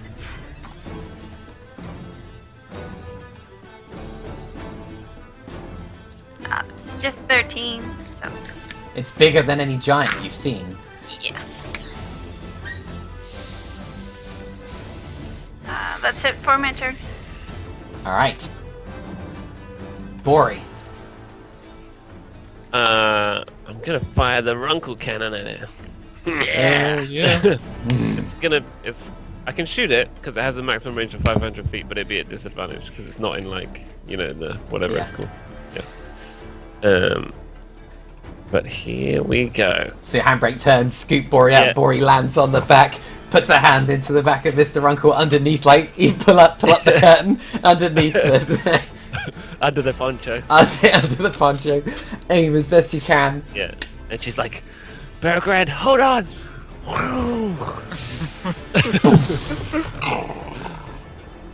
Rocco Thunder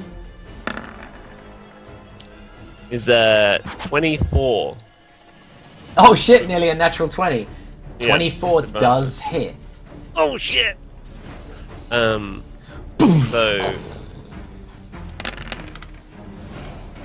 okay, that's doing the natural 20, right? So it's just wait. What? It's the first two numbers. Oh, like 12 and 15. Yeah, so 12 and 15, yeah. Oh, that crit would have been epic. Yeah. 27 points of damage. Yeah. Alright, as this just thunderous explosion boom, echoes throughout, and people that are running and screaming stop for a moment to see what's going on, and they see you firing at this creature, and there's this kind of sudden, like, what? kind of mad moment, and they just keep running, but like impressed nonetheless as this shot shoots through the air and strikes into the creature as it howls into the air and slips for a moment, grabs on and slams its jaws down on another building, crushing it beneath him, and you can see people screaming, trying to run from the building as he's consuming everything he can. But it was a massive hit, and you can see there's this little patch of dark on his chest where it struck him. Bonus action reload. That's it. Seraphina Tippletop. Okay, I'm gonna use my bonus action to dash. And then I'm gonna get my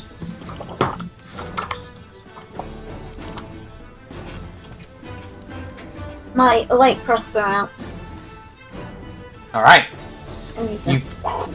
instinctively you had them in your hands, you didn't even know where they came from. You pocket them, draw the light crossbow from your back, cock it, standing near like Beargrand's on your right on the back taking shots, and you're there taking shots. Crossbows at the ready.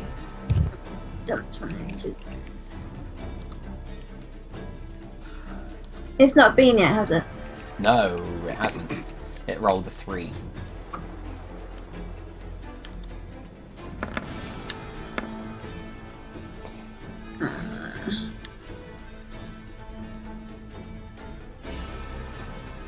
$11? 11 unfortunately misses as you Oh, no. spears through the air.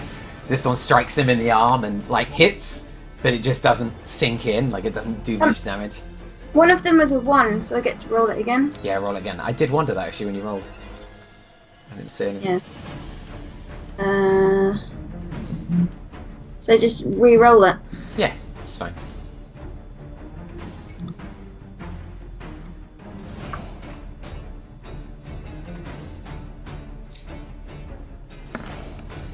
$22? Unfortunately, it strikes the arm and just it digs in like a tiny amount and just doesn't impact with enough force to penetrate his skin, basically. 22, cool. That's me. 5th Templar. What's the range on Blizzard? Because the spell doesn't exist. Use there is one that's very similar, isn't it? Ice Storm, I think. That's 300, like isn't it? 300? Yeah, Ice Storm 300 Yeah. feet. Okay, so you just could probably hit him. to use that for the in place of this one. Okay. Yeah, it should be. It's based on Ice Storm. It's the same level, it's the same range, and it's the same everything. It's just a slightly different. Okay. Yeah. Sure. I'll move my 30 feet, and then I'm just gonna draw the new sword, lead mech, and I'm gonna use the 4 charges to cast Blizzard and center it. I guess it's 300 feet, so I got a little bit of room over his hand. All right. So it just says 3d6 cold damage and a 20-foot radius, DC 14 deck save.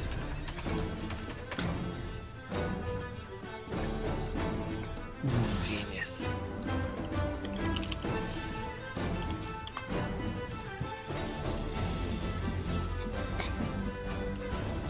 A bit bigger than that. About that big.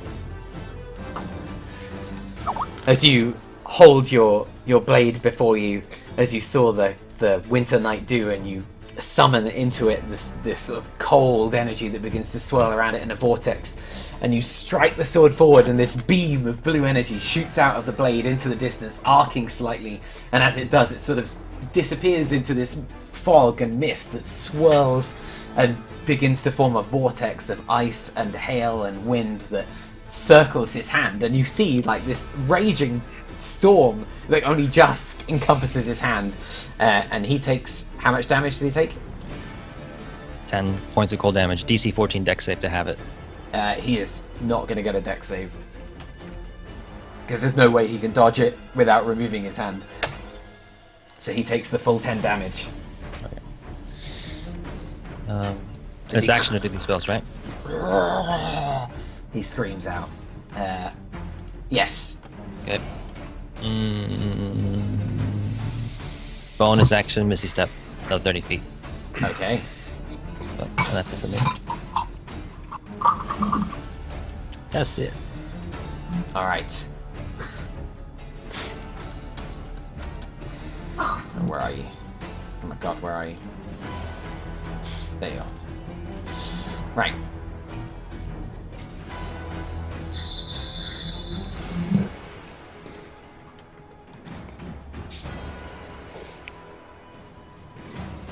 Alright. So, the creature like reaches in with its other arm and just, you can see it kind of wrenching at something, and it lifts up this ball of flesh in its hand as it pulls its arm out, and it throws it into the air, and it arcs in the sky. Really, cats? Ball of flesh? Yeah. It Is it lobs 50 it. feet wide? What's up with this guy? And it can't reach you. You're not within range. So it slams into this building here.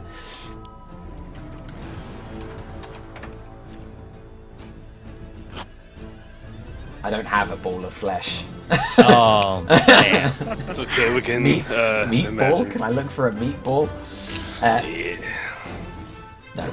Okay, so it basically, this huge ball of slab of meat, this hunk of what looks like bones and flesh in a ball, just slams into this building.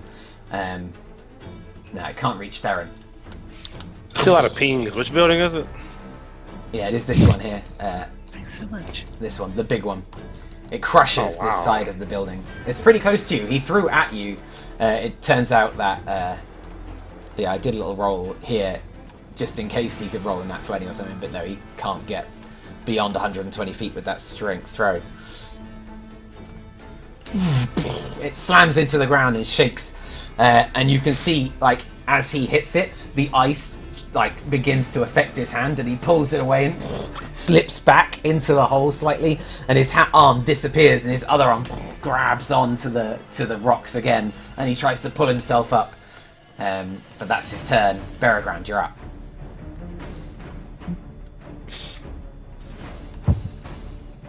Let's use Smudge. We will That's teach good. Smudge his name one day. Sorry, his other arm now, so a different. Basically, he's mirrored now. He's just other Right, hand is right, up. right, right. So can I see the other hand from where we are? Yeah. Yep. Um, Okay, I'm gonna do something maybe should have done last time. I think so. Yeah, because he's Cast. damaged the building in front of him. Okay, cool. So, you take out a crossbow, cast a little spell, Okay. lightning arrow. Oh, all right. Holy shit. So, what is? I don't even know what I rolled then. Anyway, I need to. You have to read this out. Okay, make a ranged weapon attack.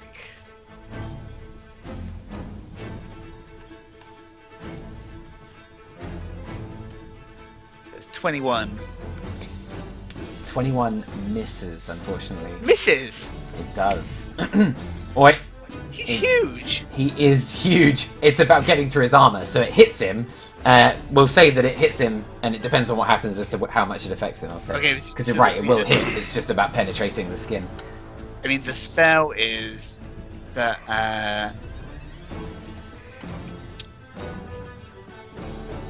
make the attack roll as normal. The target takes 4d8 lightning damage on a hit. Alright, roll me the damage for lightning damage, because he is huge, and it's more about being able to penetrate his hide than That's hitting 25. him. Alright, as the bolt of lightning strikes him, you hit with the arrow, and this shrieking bolt of lightning from you to him connects for a moment, and even Lenneth is slightly impressed as he looks over at this bolt of lightning that's about 300 feet long, streaks out from this tiny dwarf to this enormous titan in the distance, striking him in the chest. He howls out for a moment as it carves up and then dissipates. This crack of thunder echoes out as this titan's going toe to toe with a group of heroes. Nice. I'm done. I just hold on to Runkle. Moongazer. Okay, how big is this ball of flesh? The ball of flesh that's in front of you is... It's considered huge, so it's probably around about, 20 feet tall. And there's is any of the buildings still intact? Kind of Yes, so it's this kind of Okay. wing is destroyed, but the other buildings are all still intact. They all still have people in them. They haven't gotten out yet. And actually, God. some of this kind of stuff is encouraging them to stay in. This building here is full of people. I guess I'll run up the ball of flesh. Alright. You clamber up. Yeah. Just I'll jump from it to the other rooftop, I think. It's a long jump. Hold on a minute. That's a long It's jump. like Hold on. 20 to 40 feet. Hold on. Let me look at the balance here. Hold on. Don't think you can. Hold on. What's your jump distance determined by? Strength. It's a strength check, but if you get a run up, you can double it as well. Well, I have a thing that lets me double it as well. Jump distance is doubled for the turn. I don't know. Oh, jump distance is double for the turn. Yeah, I reckon 25 feet. That's only 12 feet jump. You could probably do that with a run up if you Okay. rolled reasonably. Doing Maybe it. an athletics But I gotta check. roll to jump. Athletics. As you take a step back, seeing the people in danger, seeing this athletics. huge titan ahead of you, Acrobatics is so much better for me. Smudge Alright. is like, no, it's not. Who said that? Was it? All right. Okay, Did you roll a athletics 0? 0. You take a step back, run to the end of it, leap off, get about 6 feet, and sort of fall about 15 feet off the other end of this mountain of goo. Roll me an acrobatics check. Oh, that's the way. I'm gonna roll that. Okay, yeah. As you leap off, you know you're not going to make it. Do you natural 1 on your acrobatics check? Yeah. Okay, Billy. Having Okay. pounded a winter night earlier today, Oh boy. you take 8 points of damage and are knocked prone as you leap off this huge ball of meat and sort of face plant in the center of the courtyard.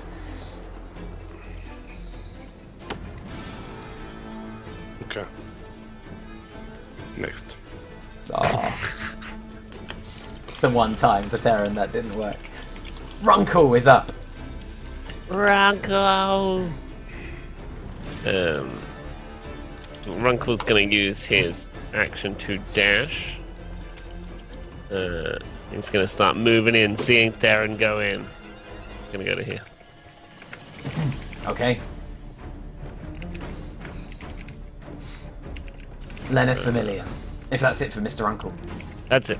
Okay. Alright. First of all, gonna use my movement.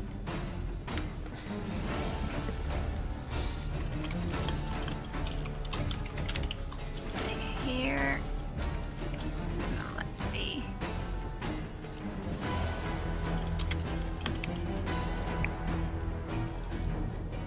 Yeah, work The from hand that was mirrored hand. right now, right? It is, but work from the same location just to make life easy for everyone.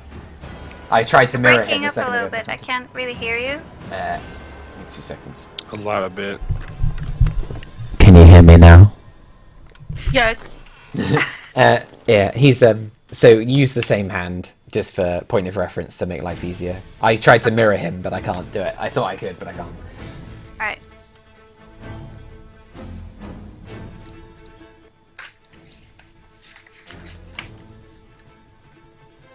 Okay, I'm gonna use Misty Step as a bonus action.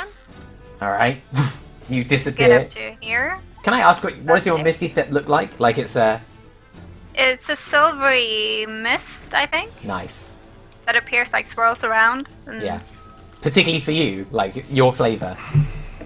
My flavor. Oh, I haven't actually thought about that. Okay, well, maybe think about it. Like I will. know what it's like for Fifth Templar. I have a sense of it, and if Fifth Templar wants to change it, that's totally fine. But I have an idea of what it's like. But for you, I'm not. Like I've come up with a couple of ideas, but I don't know if it works. So just think about what you'd like it to be like. Oh, cool. I'll think about that until next time. I'll let you know. So you vanish in this sort of cloud of what I imagine to be sort of deep purple and blue smoke that sort of spirals behind you, and then it reappears, like it materializes out of it on the other side of it. Alright. I open up my spellbook to page 30, and then I draw out a very little familiar bead of red, Oh! Oh shit! and I'm gonna cast Fireball on 5th level. Ah! Yeah. You just keep drawing power from the book as the ball of energy grows and grows in your hand, and as if you're about to shout Kamehameha, you reach forward, and it just it rips from your hand and cascades through the air with this trail of deep black smoke behind it as it roars as it flies like a meteor from the sky, just straight towards its target. He gets a save, does he? Dexterity. Alright. If he fails, he takes half damage. If he succeeds, he takes half damage. Huh? If he succeeds, takes half Oh damage. yeah, sorry. Of course. While he's there, he's got he rolls a 9. Oh, nice. 5th level. Let's see. 10d6. If you click the spell, it'll ask you to choose what level to cast it on. Really? Oh. I've never done that. I click it. On what? Oh, what level? Oh. So he takes 35 Let's fire see. damage. 35 fire damage. More than that. 8 plus 35. Yeah. Oh, for 43. higher levels? So 43? Yeah. Yes. Huge. As this meteor effectively roaring through the air, this huge creature turns to see it coming, and he tries to kind of move out of the way and can't, and it thunders into his sort of neck, and it explodes, and he takes a stumble backwards, his grip slipping a little as he tries to hold on.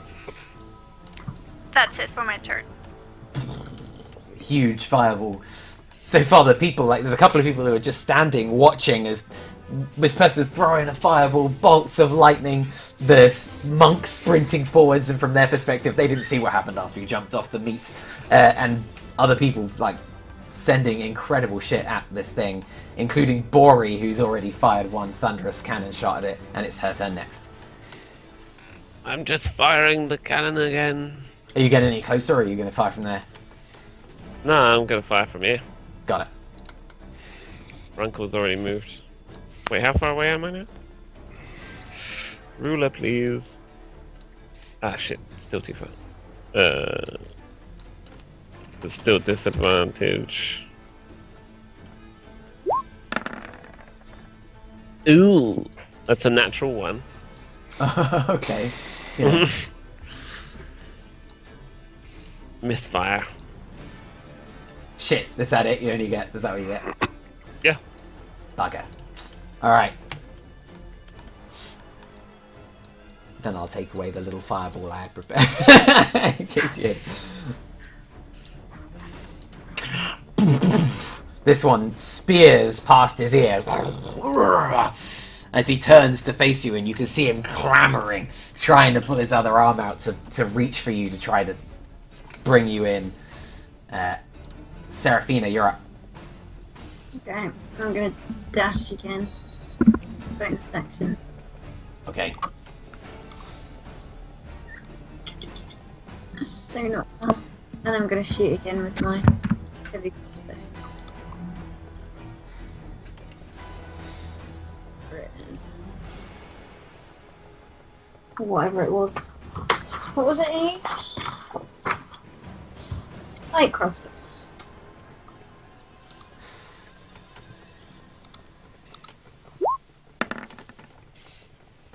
Happy at 14. That misses, unfortunately, as you... It shatters off his hide. Okay, that's me over. Templar. Well. Can't do shit. I'm just gonna run stamina dash 60 feet to this corner. And that's it for me. I'll cast resistance on myself, that's about it. Alright. The huge creature lumbers forward, pulling an arm out. And does it have anything in it? That's the question I'm interested in. Nope. Pulls an arm out, slams it onto the surface, like hits around here, and drags it forward. Theron, I need you to make a dexterity saving throw. Gotcha. Ooh. 14. 14, shit. I was expecting you to save. He slams a hand and begins dragging. Like he slams it in, God. pulls between the meat and this whole building and begins dragging it towards the hole. You can see he kind of opens his mouth like far too wide for any creature to be able to do it. It is open, tense, and massive, this maw with rows upon rows of teeth that go into nothingness. And as you look into his mouth, you can see this whole, like, this world that opens up in his maw. It's into darkness, and in the very distance you just see meat and fire. And as you're kind of being dragged in towards this open maw, so you are about, oh god. So you're about here. As it's trying to drag you in, but to drag in is a whole separate action. So it's currently got you, and as you're kind of being pulled towards the building, there's rubble that kind of showers you for a moment, and you can see that the building as a whole is just being dragged with you very slowly. It's a huge effort. And inside you can just see people up against the windows kind of screaming and trying to get out as they look down, and they can see you being pulled along with a load of rubble and meat as you look up at them, and they look pleadingly at you. But Beregrand is next. I'm gonna do exactly the same thing again. I'm gonna Lightning shoot bolt. it. Yeah. You take a shot, take aim off the back of this huge bear.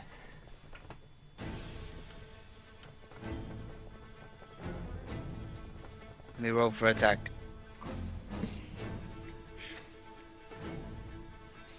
That hits. So only 11 damage though. Think I get Hunter's Mark for that? Yeah, absolutely. Roll the d6 as it arcs through the air, striking the creature, and then BAM! There's this huge bolt of lightning that follows it, striking the creature, this time in, like, across one eye, as it howls out, the arcing electricity just up the sort of forehead. It blinks open, trying to pull this building back in, trying to consume more. Okay. That's me done. Theron, you're next. What can I do?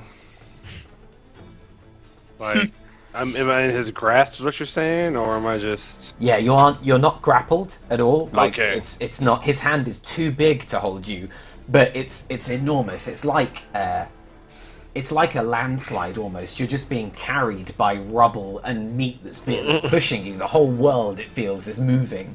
Like you're standing on a train that's made of meat, buildings, and innocent people.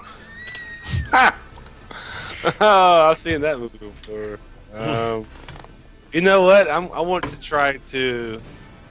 Where's it going? Towards him or Yeah. his mouth or what? You can see like through the building, through the windows of the buildings being dragged. You just see this enormous maw opening wider and wider, as if he's going to try to cram the whole building in his face. See, I want to try to do a cool guy thing, right? Do it.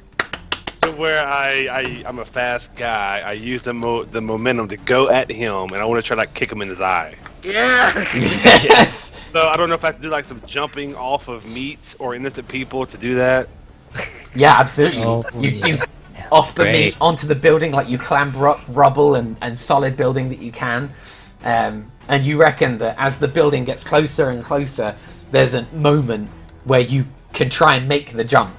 Yep. Oh, Using God. the momentum of the building's Do it. movement as you run up like the Think about sloped this, Billy. roof, Think trying about to this. leap off towards the creature. Oh, think about it, Billy. Bill, Does he have two? Does he have a third eye? Or is that a horn? What is that on the picture here? It is this tall, single, like very pale it's a second horn. bum. It's a bone horn. Okay, Yes. don't no, okay, Don't let's go fall for in his the eye second then. bum. Left eye. Billy, don't do it. Oh, God. Bill, this Hey, is jump. anime as fuck. Oh, Yeah. oh God. He's gonna Yeah. fucking The jump in more his mouth. anime, the better. Yeah.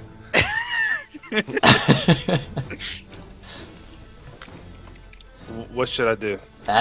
Roll me an athletics check. Can it be acrobatics this one time? I mean, this one time be acrobatics. As 'Cause, you like, concentrate all of your might into your legs and you think, I'm gonna fucking flip.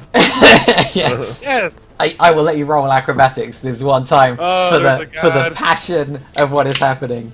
Oh, God. As you are like, as you Ah, 25. leap into the air. Oh my god, what a roll! And you fly at his eye. What are you going to do when you get there? As you're flying through the air. Okay, kick in the eye, you know? As you go in for the kick, roll me an attack. 12. Do you get more attacks? Yes. Yes, use them all. 25. 25 XP hits. 10 damage on his eye. I'm using my flurry of blows again. 25. 25 hits. 10 damage. Nice. 14. As you you take one kick and he blinks to try and avoid it and you thunder a strike into his eyelid, which makes him kind of open his eyes staggered, and this huge eye, massive fucking eye that's like the size of a small truck, just turns to look at you, and you just solidly punch it square in the pupil, just bam, and it howls out. You give it another strike and a kick, and you're just wailing, like standing effectively on the sort of eyelid of this creature, just bamming, striking it in the eye as Yeah, it howls calves. out. He needs to make a dex saving throw or be knocked prone. Oh my god. It's a month thing. Here we Just go. saying. This is gonna be the deck save. I have no idea what my DC is. Hold on. Saving throws. He actually gets a +8 for saving throws of dexterity. Okay, of course he does. I don't even know if you want him prone right now, do you? You're gonna I be don't know in who that it's- hole with him. It's too late now, man. It's too He late. rolls an 11. Oh, 15 is the DC. So Theron, standing on the eyelid of this creature, Took him hits him down. so hard in the eye that he begins to slip, and we'll find out what happens next time. Oh. Good people. God, what a hero. Monk, You're the coolest. Good job. you are the coolest. Thanks, man. And for all you guys that message me saying you're about to be dead, screw you guys. All of it. I didn't say shit. I said time for cool guy heroics. I didn't say anything. You I know just who you reminded are. All 6 of you. I didn't do shit. Me neither. That's all about it. If anything, I reminded you you have these things.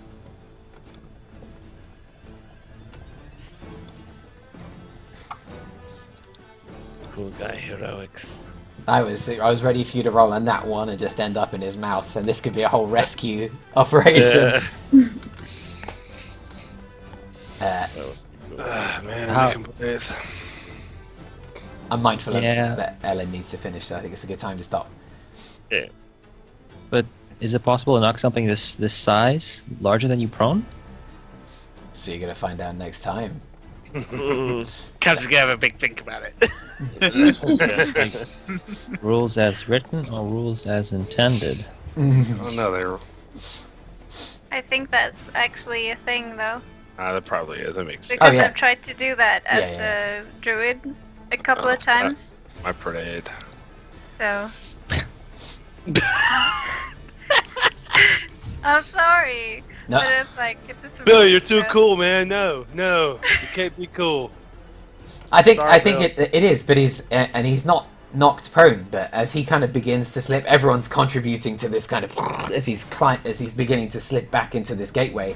But currently, you can see that he's got this entire building of people in his grasp that is being pulled into this gate with him.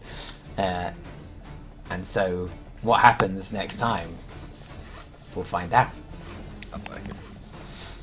It was a cool guy move. I'm off, guys.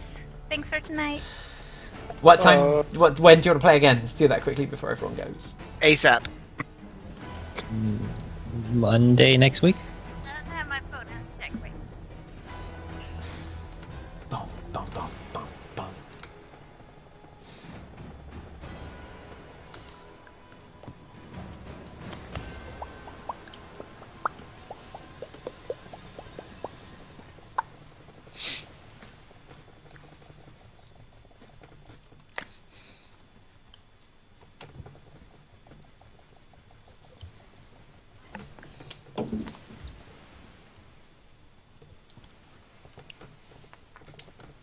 Well. Ah. Tooks, you hit something with your cannon. Yeah. Yeah, it did. Nice. So we're gonna behead this gnome next session, right? Oh yeah. For sure. What we say next Monday? That's what I said. Next Monday? Yeah, sounds good. Yep. What time? 7? Yeah, Yes. Is it early enough? Late enough? that's good enough. Yeah. All right. That's fine. Next Monday at 7. Nice. Sweet. Awesome. GG guys. Thanks, guys. Thanks, GG. guys. Nice. Potatoes.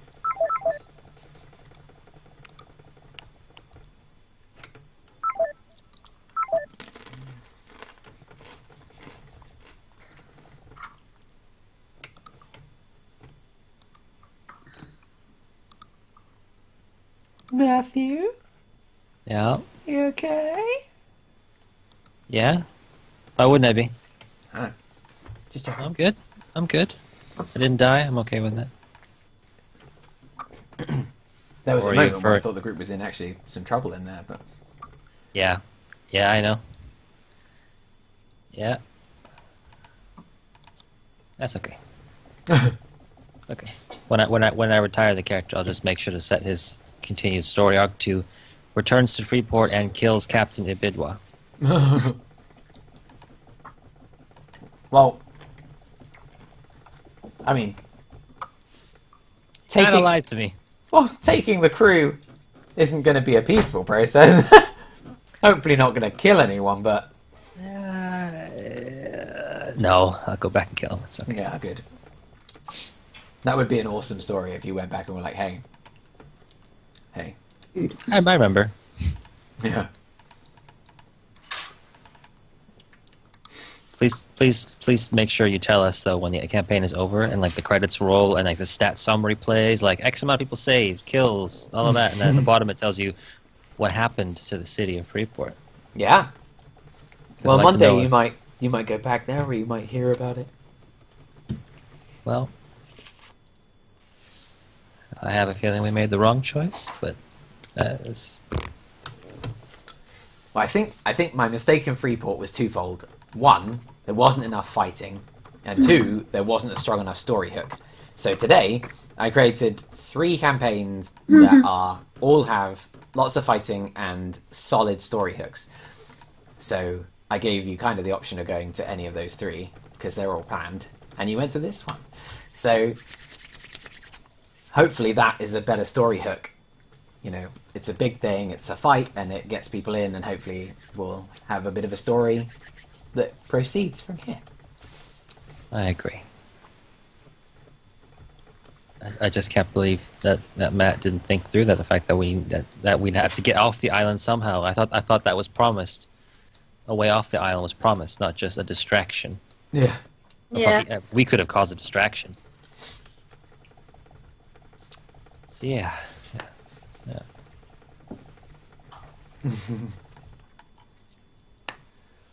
Because they weren't after us, were they? They were just after the other 3. Yeah. So Lenneth and I could have actually just caused a distraction, Right. having known them. Yeah, it was a frost skimmer, so obviously you probably would have recognized the captain on that ship. Because we sailed with him in the other group at one point. Yeah. We did. So that's... Well, at this point, I'm glad I'm not playing Neros, because I would have been like, nope, can't do that. Gotta rescue the frost skimmer.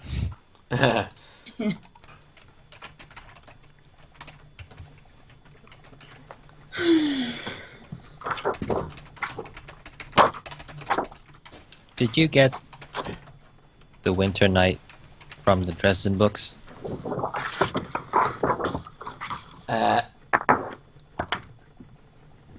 Oh Christ! You know, there was a where I got it from mentioned the Dresden Files, and I didn't Okay. understand the reference when they mentioned it, but now you've mentioned it, I remember that. I recognise the name Leadmech as well, but I Yeah. don't know where from. Neither do I. Why did you think it Nothing. was from the Dresden Files? Because What? I read one of those. I read some of those books long time ago. There's something about the summer court and the winter court, and like each season has a night. Oh, that's There's the cool. winter night, and there's the summer night. I was like, when you introduced the winter night, I'm like, where the fuck have I heard that before? Yeah. Mm. If you're ever interested, there is a place called A Monster a Day on Reddit. I don't know if I've told you about it before. Yeah. It's fucking good for finding really well put together stats for creatures. I was looking for something a bit different and a bit cool and a bit thematic, and that came up, and I was like, yeah, that's exactly what I'm looking for. That made sense. That loot, though. Shit.